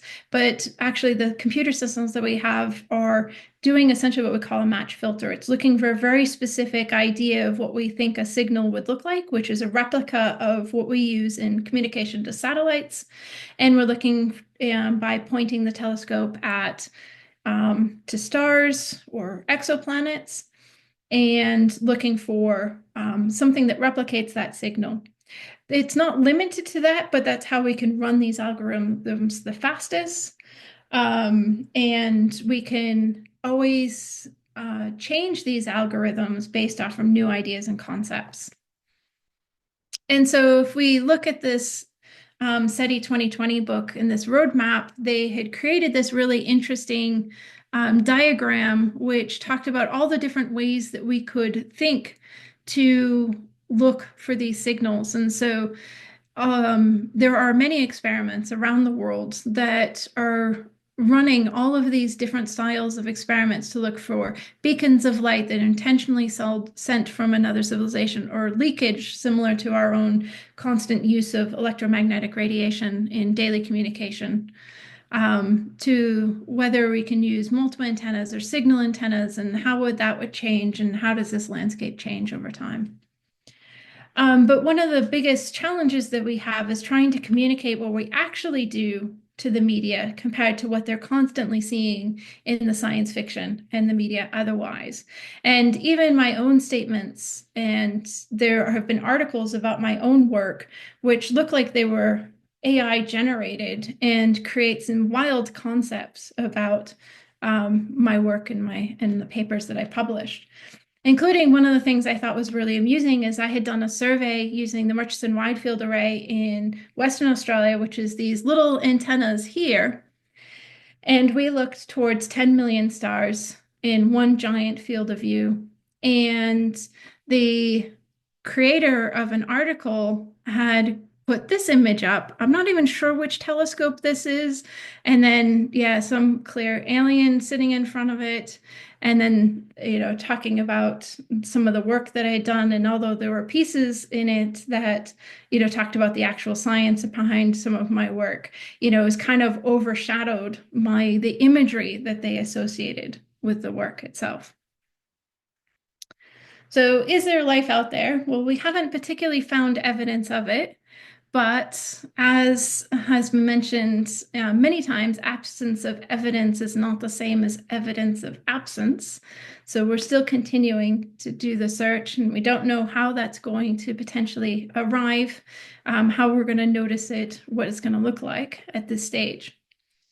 But to the ethical question of should we be doing this search at all? And is it an invasion of the alien's privacy, which is also something that I hear a lot. So there's a lot of different work that is put out there about, what is the ethics around this? And I try to wrap my head around this because many of our experiments are passive. We're looking towards particular directions. And I like to think of this as I'm walking down my street and I hear a neighbor playing loud music, I can insinuate that they're home because I'm hearing music from their home, but it's not really an invasion of privacy because it's the sound is coming towards me and it's not like I'm trying to eavesdrop on a private conversation.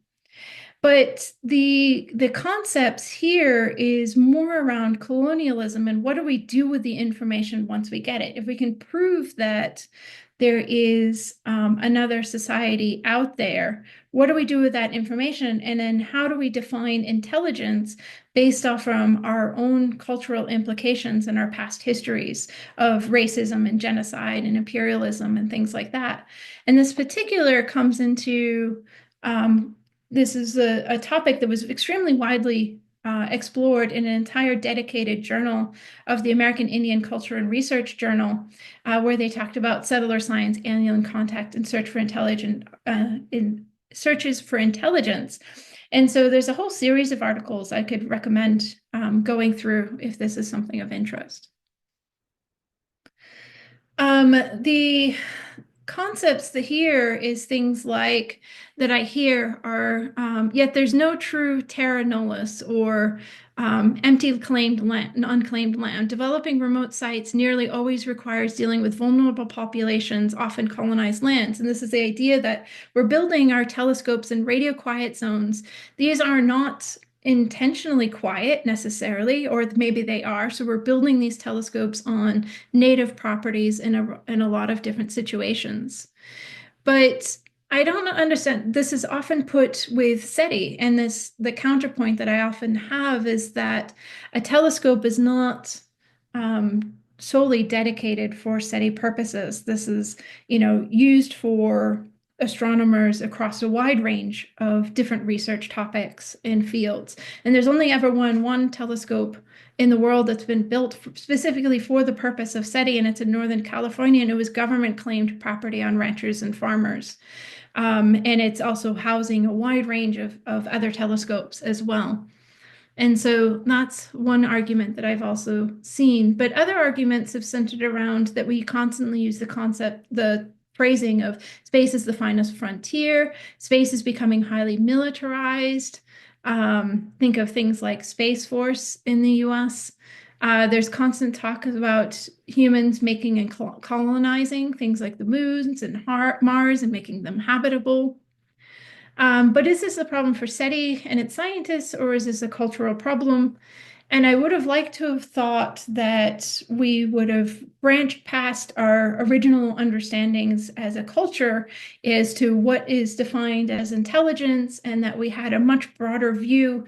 And so that every time we encountered a new species, we wouldn't automatically assume that they were not intelligent. But then after listening to the American political landscape over the last several months, I'm not sure that we really are past that. But I would hope to think that, those in the SETI community, and as we're moving forward, how do we deem non-human species and their intelligence as well, and the impact of things? So there's still clearly a lot of things to consider, but should we stop while we work them out, or can we safely and simultaneously do this work without destroying our chances for success? And what would success look like are still very much open questions in the world of philosophy and ethics in SETI. Thank you very much. Bonnie? Fantastic lecture. I think for anybody who might be looking for an essay topic, you had like 20 of them posted before you in the last 5 minutes. Any of them would be excellent essay topics. And I want to be clear, look, say a few words, we'll take 5-minute bathroom break, then we'll come back and we'll have some more conversations. One thing I don't know that I ever clarified when it comes to your assessments. What's the difference between an essay and a research project? Because you've got a group research project and you've got essays. What's the difference between them? What do you think is the difference between them? I hope you can define that. Are you happy for the essay to be more of like a position? The essay is more of a reflective, arguing it. It's a little bit more philosophical in nature, right? Maybe you want to take one of these topics, maybe you want to argue a position or unpack it or discuss it. It's that type of project.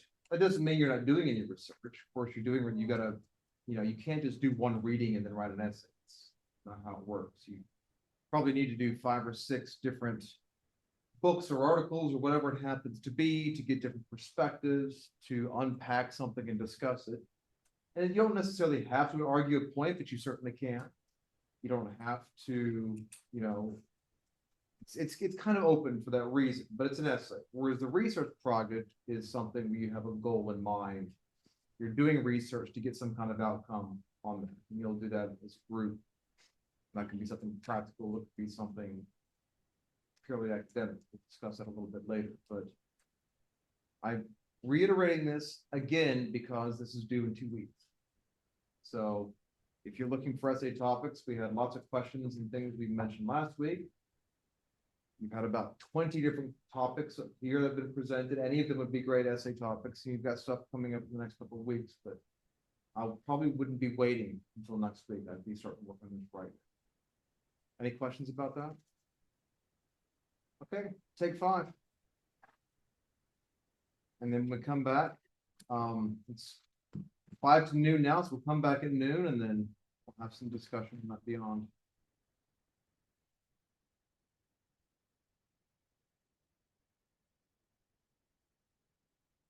Again, thanks, Sean. So do you want to kick off section 3 of our seminar today? I first wanted to start and see if anybody had any questions about things that I had discussed, I guess. I do. One Yeah. I really liked was the discussion about the Comet Halley's return in 1910. So when I was in Heidelberg a couple of years ago at the Center for Apocalyptic and Post-Apocalyptic Studies, one of the guys there was this big glass cabinet, and one of the things he had in there were all these postcards. And they were German postcards from May 1910 when Comet Halley came by again. So the funny thing with that is, so you're mentioning the comet umbrellas, there were comet pills, there were all kinds of snake oil salesmen coming out trying to flog off whatever they could to the vulnerable public to get them to buy stuff, right? And that all life was going to be snuffed out because just a little time before that, astronomers using the Yerkes Observatory in Milwaukee, or outside, not Milwaukee, Wisconsin, had used spectroscopy where you break the starlight up, where you break the light up into a spectrum to see what it's made of. They had utilized that on Comet Halley when it came around for that return, and what it told them is that the comet contains cyanide, and that when the Earth was going to pass directly through the tail of Comet Halley, right through that dust stream, is when we see those meteor showers, and that basically cyanide was going to rain down from the sky, and that's what was going to snuff out life on. Of course, all the mainstream astronomers said, no, this is rubbish, it's not the case, but the public are, and many of the people in the public thought, well, better safe than sorry. You astronomers say it's not, but this guy says it is, and we're going to take his advice. And the postcards showed all kinds of really bizarre situations. A lot of them were very comedic. Some of them showed like the party the night before and people out getting drunk, getting all randy, people freaking out, riots happening, lovers, engaging in acts in public, and all kinds of crazy stuff happening. There were all these somewhat comedic postcards showing people getting in airships to fly off the Earth, but somehow going into space and not being on the Earth was going to be okay, even though you're going through the tail of a comet, right? There are people holding on to balloons, and there are people selling them like, this is the last one, you better get it. People like floating off into space on balloons, and some of them were a bit more grim, but it was kind of wild, and that's what I learned about this. And we were publishing an edited volume called Cosmic Apocalypse, which hopefully will be out in the next year or so, on this idea of cosmic phenomena and its relationship to the apocalypse. And, alien life in some form or another is a big part of that, whether it's War of the Worlds or, alien like panspermia, bacteria or viruses raining down from the sky, something like that. I just found it quite fascinating. And then, of course, being in Heidelberg was also interesting because the first astronomer to observe that return of comet Halley was there at the observatory in Heidelberg. And the very scientific use of spectroscopy was developed by Bunsen and Kirchhoff, who were chemists and physicists there in Heidelberg. In fact, the labs were there in the Altstadt in Heidelberg, and I walked past the Kirchhoff School of Physics every day on the way, and right across from us was the Bunsen School, like a high school. So, Bunsen is in Bunsen burners in chemistry, right? So it was kind of fun to go back and see all the local origins of the scientific research being done at the same time as the work we were doing, the apocalyptic stuff. So that was kind of a really fascinating thing. I think we're looking at doing a whole article on those postcards and the topics about that return of Comet Halley. But the idea that comets going to bring around the apocalypse through alien life of some kind happened, remember, back in the 90s. Do you know what happened back in the late 90s in that regard? Extraterrestrial life. Yeah. I was actually this was my question, which was more recent than that.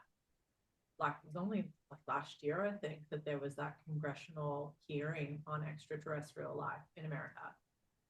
Do you know what I'm talking about? Oh, yeah. Yeah, so this was around UAPs, the idea of trying unidentifiable aerial phenomena. Yeah. And so grouping everything together in this one congressional hearing. Yes.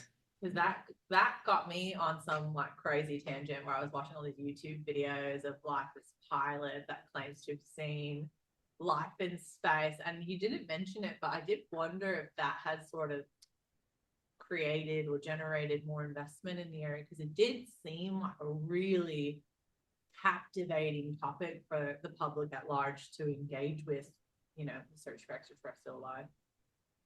So I think one of the things that we fight very hard with is trying to separate what we're doing and UAPs and UFOs as separate fields completely.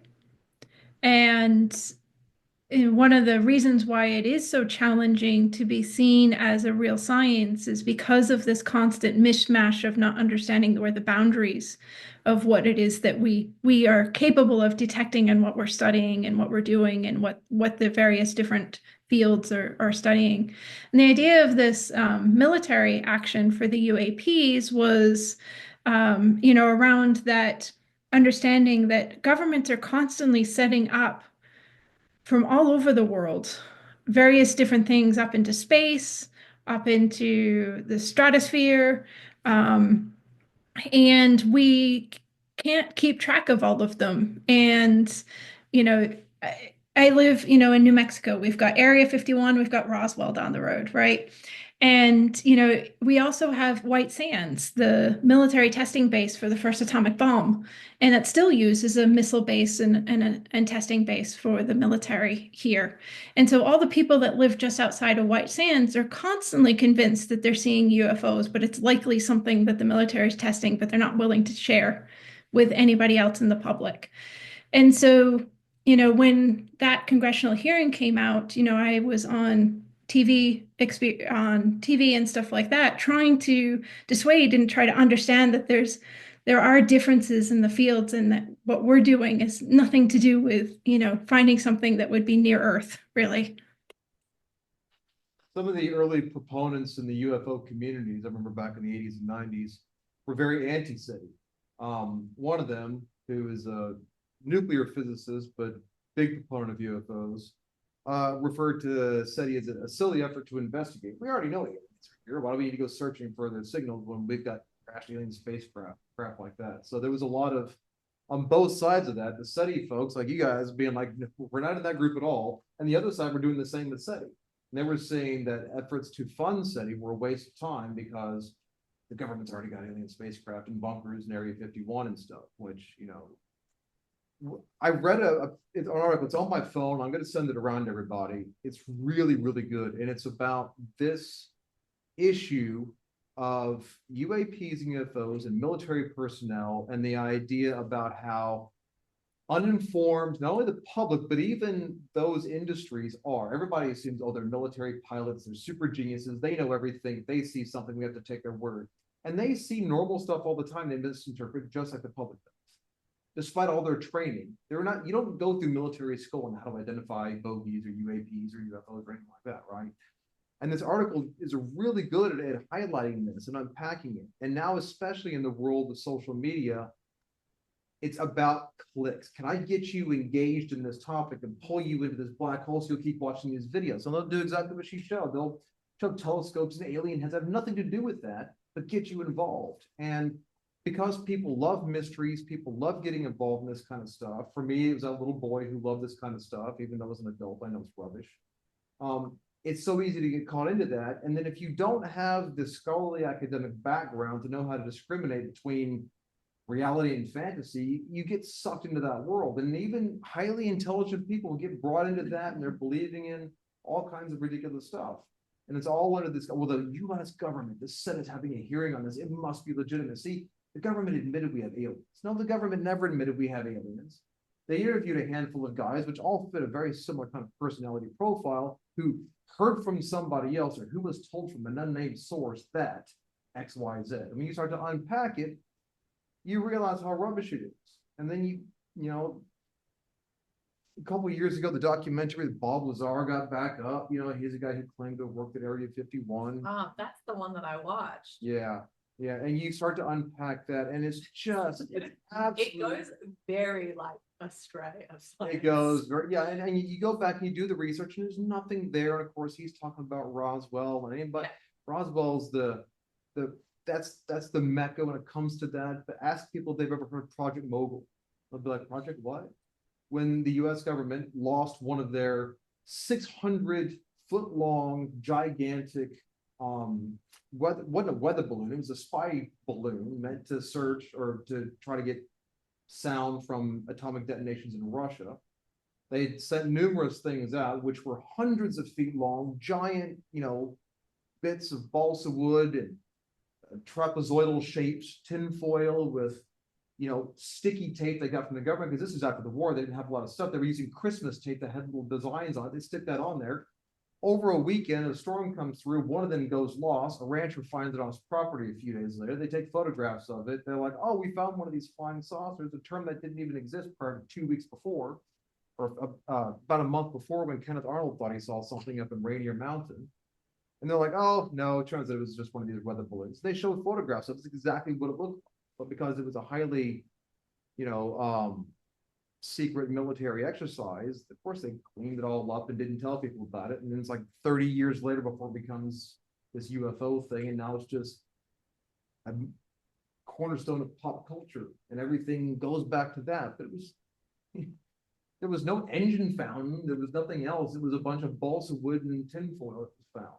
But anyway, I'm digressing on quite far from that. But the article that I'm going to send around is a really good explanation as to how and why this perpetuates. And also, when you look at a map globally of UFO reportings, there's a giant red patch that is the boundary of the United States, and almost nothing anywhere else. Anyway, going on. Yeah, I was going to ask that question before I changed the topic. What happened in the 90s that you were talking about before? Something in the night. Oh, did I get on one of my ranting trains of thought?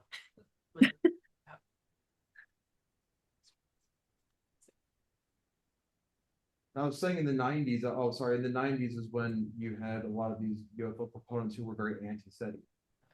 They were talking about how SETI is a silly effort to investigate, and they were very opposed to it because they thought, well, we've already got stuff here, why we need to spend money to search for it. Then, of course, losing that sense of academic rigor. Sorry, go on. Yeah, another question? How do you feel about the privatization of the sector?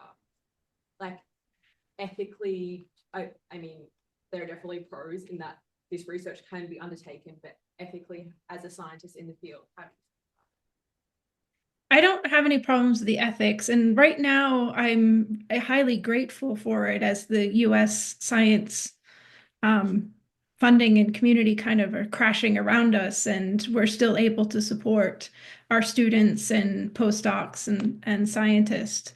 And so I'm highly grateful for that. And I think one of the things is that the field above most other things, you know, catches people's imagination. And so the fact that you've got people that have enough money to kind of throw around, millionaires, billionaires, and are scientifically curious, it's something that they can feel invested in. And, you know, I give little tiny updates of things on to my boss, who then sends them to Yuri and various other investors into the project. And they're just, you know, they're like little kids, and they get really, really excited about these small incremental uh, changes and milestones that we hit. And so I really enjoy being able to interact on that ability without having to constantly fear, and being able to push the science the way that I think the science needs to be pushed with my students and my postdocs and myself, without having to worry about whether a funding agency is going to perceive it in a particularly rigorous or beneficial way for the way that they're trying to push their agendas. And so I enjoy that academic freedom of being able to be able to do that in the way that I perceive is going to be best for the science, rather than what I might perceive somebody else might think it's best because I need to get pushed for that funding. I guess it's like you can really focus on the science without, like, I guess, the marketing side of it. Like, you don't need to appeal to anyone because you have. Yeah, I mean, but we're appealing kind of from more a general public perspective. And so a lot of these people are tech gurus. Like the main funder for my VLA project is a tech giant with Google that's the head of their AI department. So they completely understand the technology, the computers, the iterative process, the length of time that new development takes, and things like that. And so they are excited when you have these incremental changes, and they know to expect those types of incremental changes. I feel like that sometimes the funding agencies expect miracles and expect large changes over a small period of time. And that can be very challenging to sell and come across to continue to get that funding. And then as soon as it's out of favor for their political agendas, then your project is dropped without much of a warning. And so this, you know, allows us to kind of push the boundaries of the field without too much fear for what might happen politically. Okay, go ahead.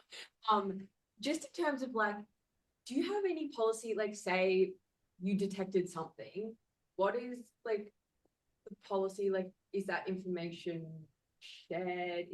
What happens to that information if it's in the So this comes back to the IAA's rules of the post-detection protocol, which is still an active, I guess, governmental policy.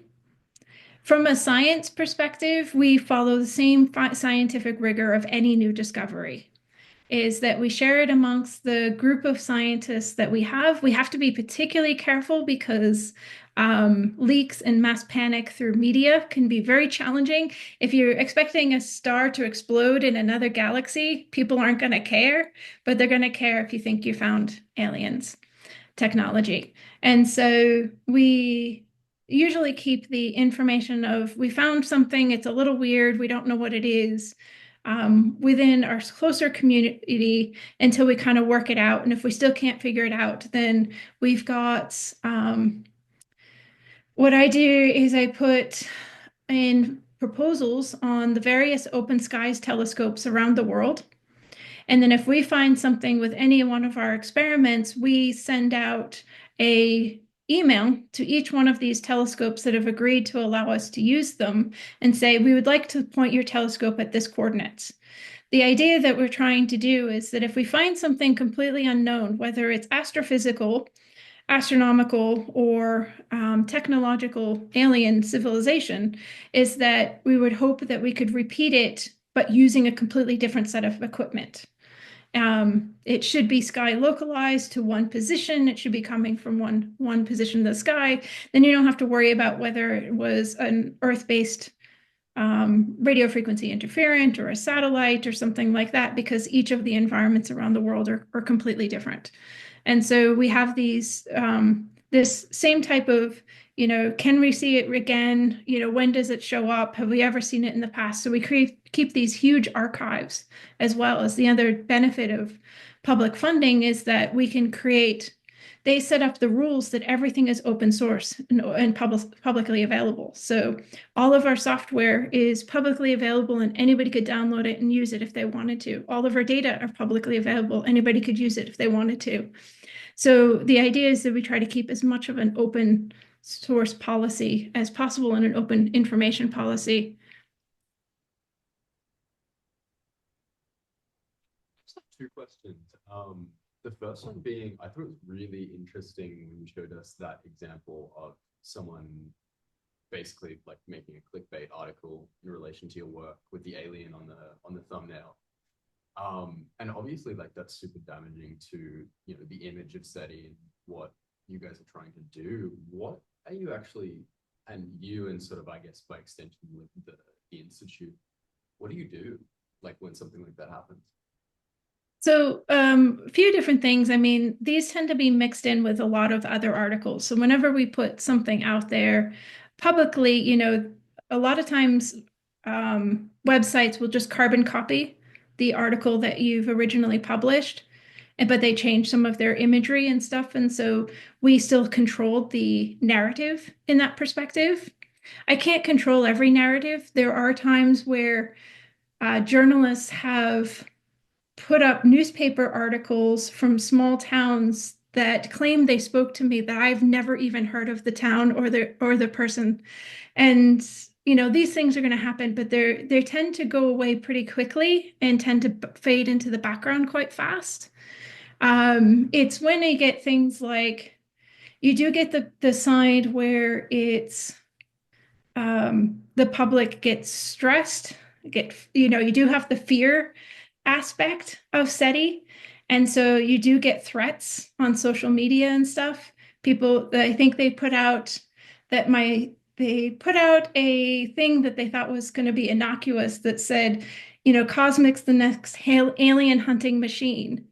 And people took this as like, I'm there with like a flamethrower and an alien, hunting them down personally. And people were like, sending threats of like, I'm going to pray for your soul. All sorts of variety of reactions to that type of stuff. And then getting, contacted through social media by people that are claiming to be aliens, that, are claiming to have them next door, claiming to be kidnapped by them. There's a whole range of stuff that does come out of these things. And the best that I can do is control as much of the narrative as I possibly can. And this doesn't even relate to just small town stuff, right? I was in Forbes recently and they didn't interview me directly. They had a lot of my work completely wrong. The text sounded AI generated, and they put me as the director of a telescope in Australia, which I'm not. And so a lot of this information does get changed. If it was particularly harmful, I've gone out of my way with the HR and cyber and media departments to try to get down, particularly harmful things in the past, or I've had to put out because I was being cyber stalked by people and had to deal with those types of situations. But they tend to be rare, fortunately. A really awkward note. The other question was going to be, how did you get your job? Not the side, like, I think it's really interesting. Like I saw online that you did like a thesis on, or a PhD, sorry, on ionized hydrogen emissions, and obviously that relates to using radio astronomy.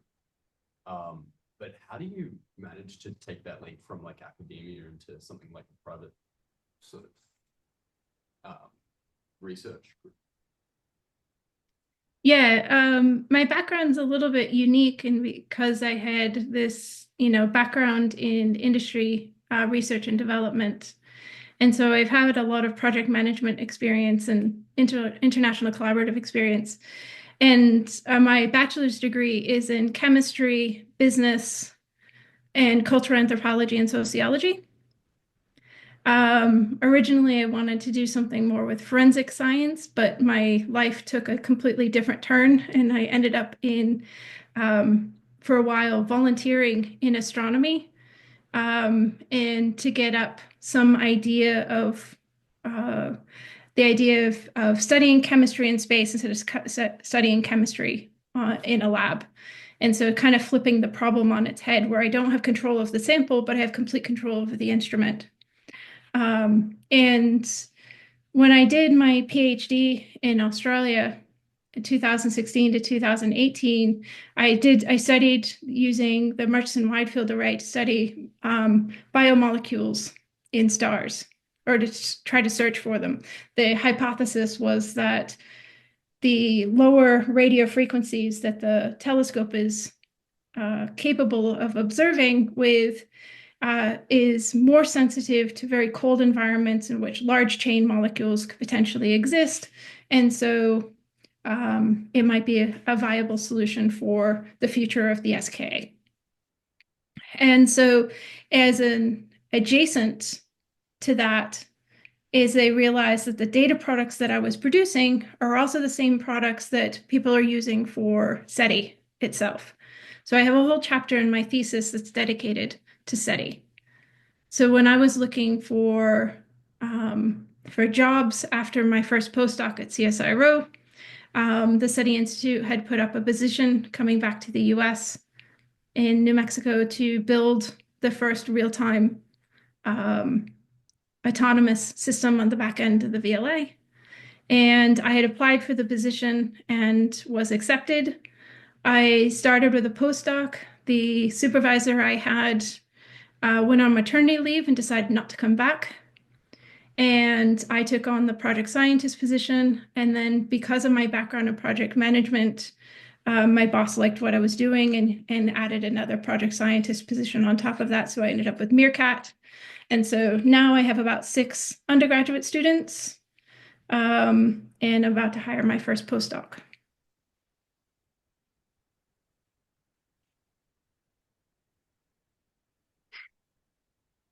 So I kind of fell into it. Quite interesting. Yeah, go ahead. Oh, go ahead. Yeah, it's quite interesting how these things take a weird turn you never quite expect. Yeah, taking advantage of opportunities as they presented themselves and went, I could do that. Let's try. Other questions?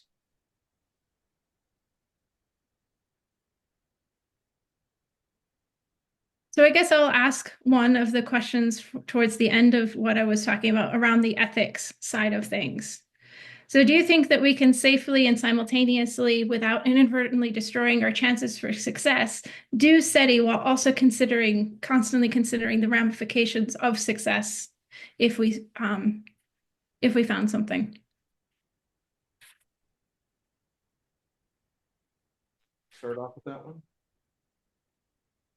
We typically, like as humans, we like consider the risk and then like make our decision and undertake it. But I guess because it's such a long process, because right now success seems quite unlikely, and technology is constantly evolving, I guess it kind of does have to be a simultaneous process, because the risk assessment will always be constantly changing. So like you can't finish it before you begin, I guess.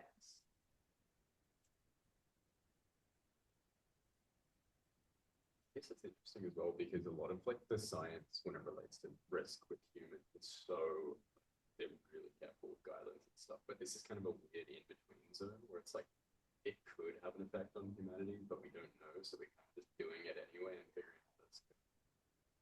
Well, I think it falls into the realm of scientific discoveries that is sort of governed by the continuously evolving set of principles. Like I wrote a paper on like ectogenesis because it's kind of the same problem of like you create life, then when at what point do you consider like the ramifications of that? Because it won't happen until it happens.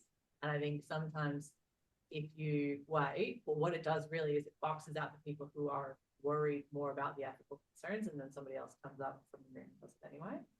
So I would say that it's less of a like an option and more of like a compulsion. I think you have to be willing to engage with it and learn as you go.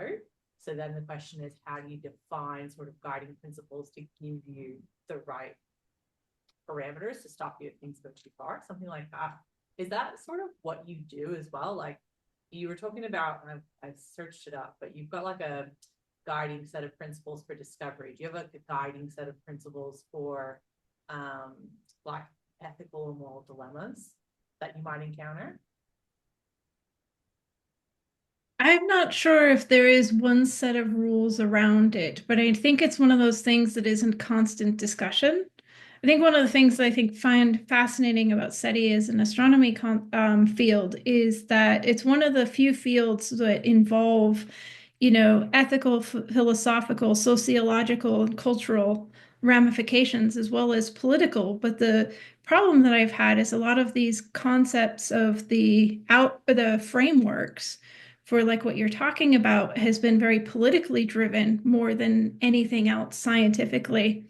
And so, um, so who are the right people to make the decisions about the process and progression of some of these things? And so, as scientists, I think what we try to do is just engage in the right communities. And so we have regular conferences and discussions where we try to pull in these other communities to try to help guide some of these frameworks.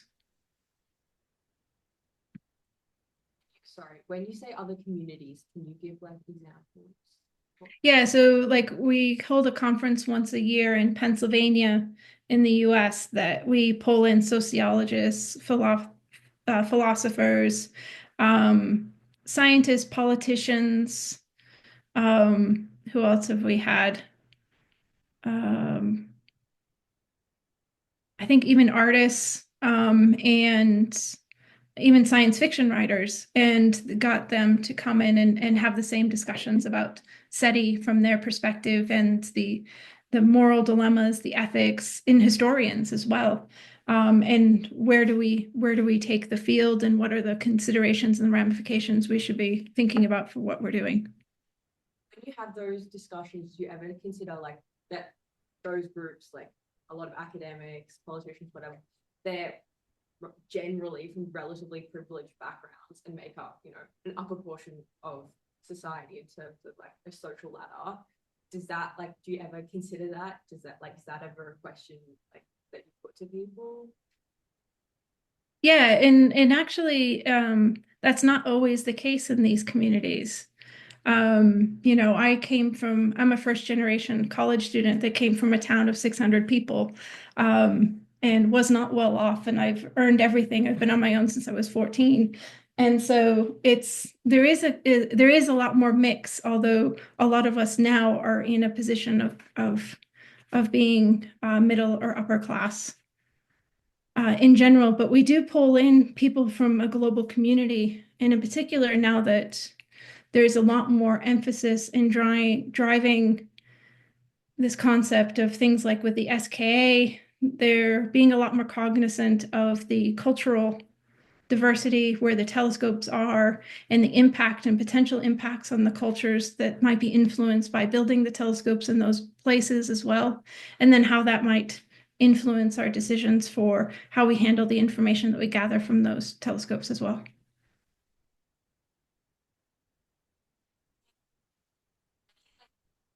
How, I guess, what's the split? Like, how much of it is driven by the West as well? Is it majority of it?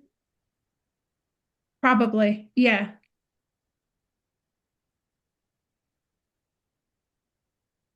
think, to be honest, I don't think that ethical or moral dilemmas should be or will be a restricting factor or some kind of boundary or guide when it comes to these kinds of activities, exploration, space understanding.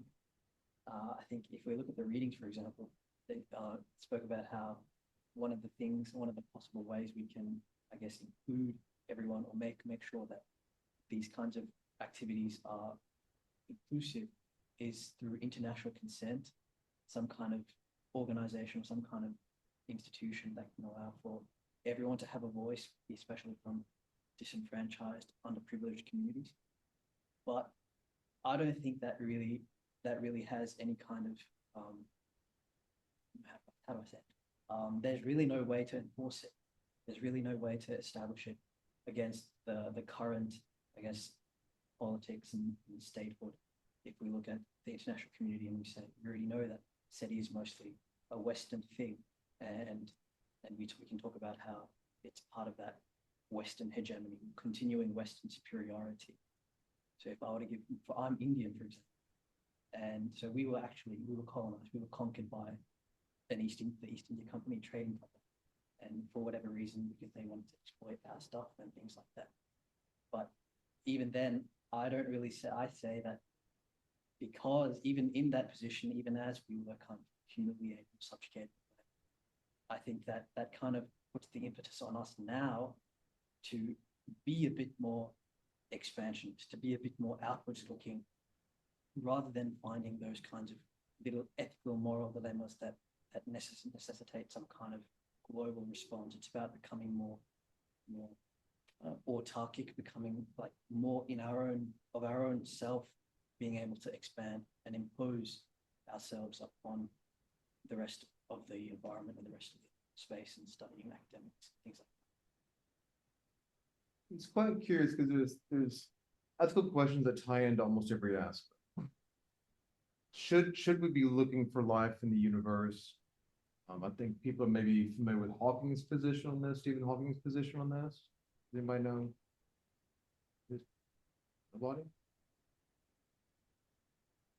His position is we probably shouldn't be searching for life in the universe, because if we look at human history, every time something like this has happened, it's never ended.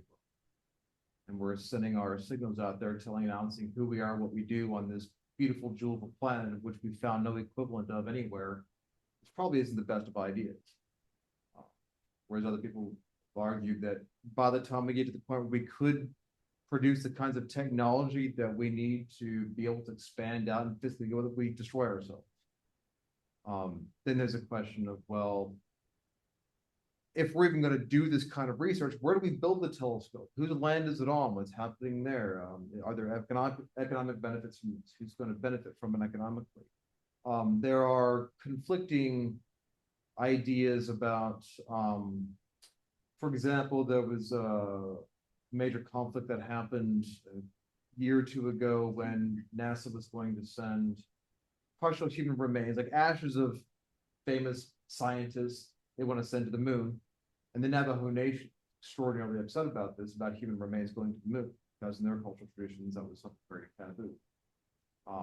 But if another culture celebrates that, at what point, where do you, these are all kinds of ethical dilemmas and discussions that come out of this, in all kinds of different capacities across that spectrum of everything you're doing in space. Who benefits from it? Do we send signals? And if the signal comes, if we find a signal and we see that the people coming here, whatever beings coming here, are not here for good things, who's going to bear the brunt of that problem? This ties in, oddly enough, maybe not so much with extraterrestrial life, but with extraterrestrial destruction. If we are able to observe a potential near-Earth asteroid, near-Earth object that has a capacity to strike the Earth, cause destruction, death. If we have the technological know-how and the ability to deflect it, can we deflect it? What happens in this rare situation where we can say, look, our calculations say there's a very high percentage chance this asteroid is going to strike New York City, ground zero, dead on New York City, but we can deflect it so it won't hit New York City, but it's going to land out in, pick small town mid-America, pick anywhere you want. what are the ethical dilemmas of that? This ties into, we talked earlier about AI and technology, trying to make decisions, sentient versus intelligent life. You know, if we're in a car and our immediate life is in danger, we're almost certainly going to make a decision that's going to save our life, even if it might mean somebody else dies. Is a computer going to make that same decision? And we're I mean, that feels like the trolley car problem at that point. Same basic philosophical argument gets down to that. You know, can degrade down to overly simplistic juvenile philosophical arguments. But the point is, there are ethical questions about this whole spectrum here, and it's kind of an interesting point you bring up. I don't know how many people would agree or disagree with you on that, but that's part of the fun of unpacking these kind of problems. Do you think that's like part of what's incentivized India to try and like land a rocket on the moon? Yeah, of course. Yeah, like you mean like being colonized? Yeah. Yeah, I guess so. I think as an Indian, I would say we kind of hold ourselves, at least historically, traditionally, that we say we are the best. So similar to the West enjoys its hegemony and superiority today, and we say that it should have been us, but through whatever historical circumstances, it didn't end up that way. But that doesn't really mean it's the end, and so there's always that opportunity to get back. There's always that to like return to tradition. There's that common thing people say these days, things like that. And so if we let ourselves be constrained by ethics, then we are playing into that kind of Western hegemony, continuing Western superiority, even in something like a Western conception of ethics, something like a Western conception of morality. If we all come together and say, the international community says, "Oh, let's adhere to this single thing." If the Western-led order is the international order, that's not much representation at all. So it's like saying the West didn't abide by any ethical rules whatsoever. Yeah, And now they've got all the power in the state. Now it's, we've got to be ethical about it. I'm not saying that's right or wrong. I'm just saying that seems to be the point you're trying to make. I think, yeah, more so like ethics shouldn't be a limiting factor. It shouldn't be a constraint. It should be a constraint to the extent that it reduces your own capacity to do stuff, but it shouldn't be as much of a thing that sort of gets you all like tied up and confused. And instead of actually doing the stuff, you kind of just get all muddled up in the ethical, moral, philosophical dilemmas. You know. So I think where SETI, not SETI, but astronomy handles this is we have a number of international congresses, the IAC, IAA, IAU, and ERSI, that all, the international collaboration of scientists and I guess STEM professionals, I'm going to say, because it really encompasses all of it at this point, come together to try to make these directives and policies and stuff as much as possible, where it's not as you try to break a lot of the cultural barriers by putting people together that have come from these different cultural backgrounds and represent various different groups. And it still won't be a perfect system, but it's the closest we've been able to get. One of these topics in the world of cultural astronomy has come up in Ethiopia. It's one of the few countries that wasn't colonized. And they're very proud of, in Ethiopia, the government's very proud of boosting their economy by their means, and not giving in to Western processing and saying they want to build their own stuff. They don't want to be taking money or resources or charity. They want to build things up for themselves. And one of the challenges with this comes in with the development of dams along the Omo River, which are being used for power resources. But that also significantly challenges the mercy herders and farmers who utilize the pulsations in the river. They use this flood retreat agriculture to plant. What happens is the water that basically comes, the seasonal rain that falls that fills Lake Victoria that causes the pulsations in the Nile also has the same effect in the Omo River in southern Ethiopia. So the challenges around the flood retreat farmers who utilize, they've worked out the timing of the pulsations, the timing of particular stars they rise and set, especially the Southern Cross and the Pointers, which act like hands on an analog clock as they rise and set at dawn, or as they set. The timing it takes for one to go to the next is the same period of time it takes for the different pulsations.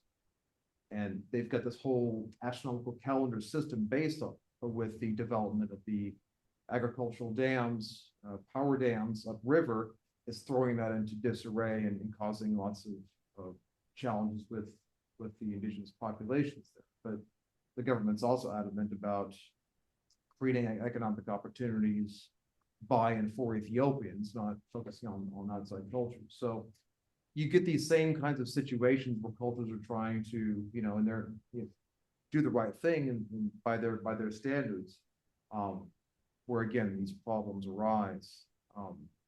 Ethically, should they or should they not be doing? You could easily make a case for both. So, yeah, it's an interesting point to bring up. I'd love to hear you discuss that in a sociology seminar. Any thoughts on that? It's okay to agree, disagree. It's fine. Debating topics and discussing ideas. I think one of the things I've actually seen from different countries' perspective is the value people place on the education they've received in these various different places around the world. And so, for example, I used to run technical operations for a mining company in West Africa, in Ghana and Burkina Faso.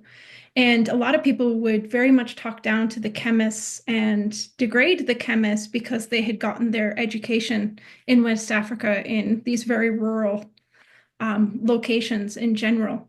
And they were extremely thankful that I treated them like normal chemists and normal people. And so I think people put these various different potentially non-conscious bias on the value that they put in unequal weight in people's thoughts based off on where they have been educated.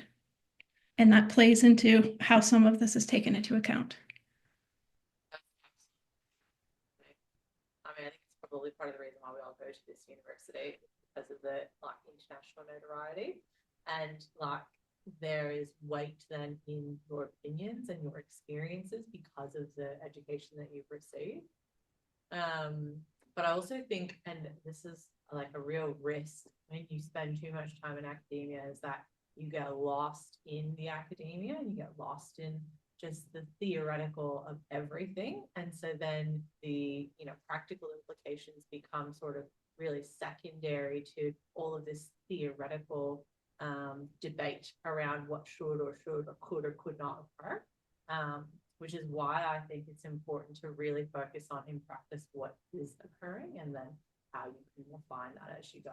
I think that's always the most practical means of addressing ethical boundaries, is to consider what can you do, what are you already doing, what can you do differently, and then just work through it bit by bit. So the position of what is theory without practice?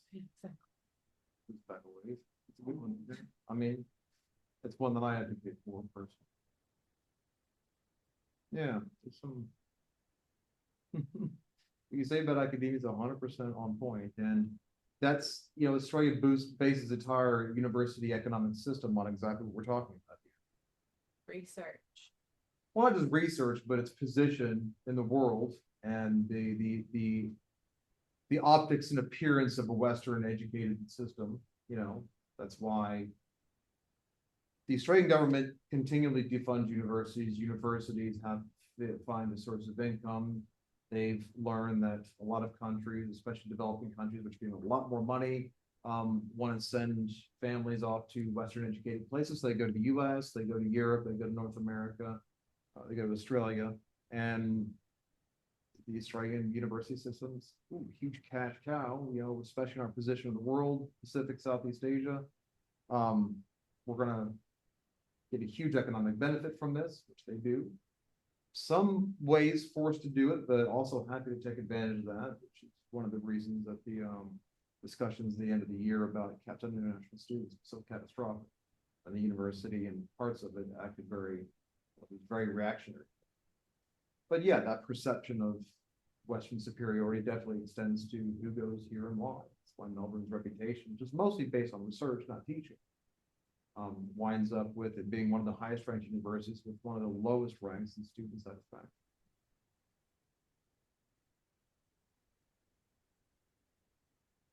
How are we doing on time? Oh, we're just about time. Okay.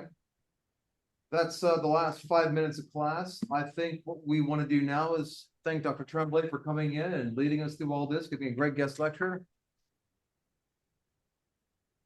Thanks for having me. Really appreciate your time in this. I did not expect you to stick around for the entire time. I think a lot of the other guest lecturers are going to come in, do their lecture, maybe kick things off and then take off. So thank you so much for sticking around. I'll be in touch to organize things with you after this. I'm going to put the lecture slides on, or the video. I'll just create it like an unlisted YouTube channel. Just put them up there. It makes it nice and easy. But thank you so much for joining us. I really appreciate it. And thanks so much for all your time and help with this class today. You're welcome. Thanks for having me. Enjoy the rest of your class. Thanks.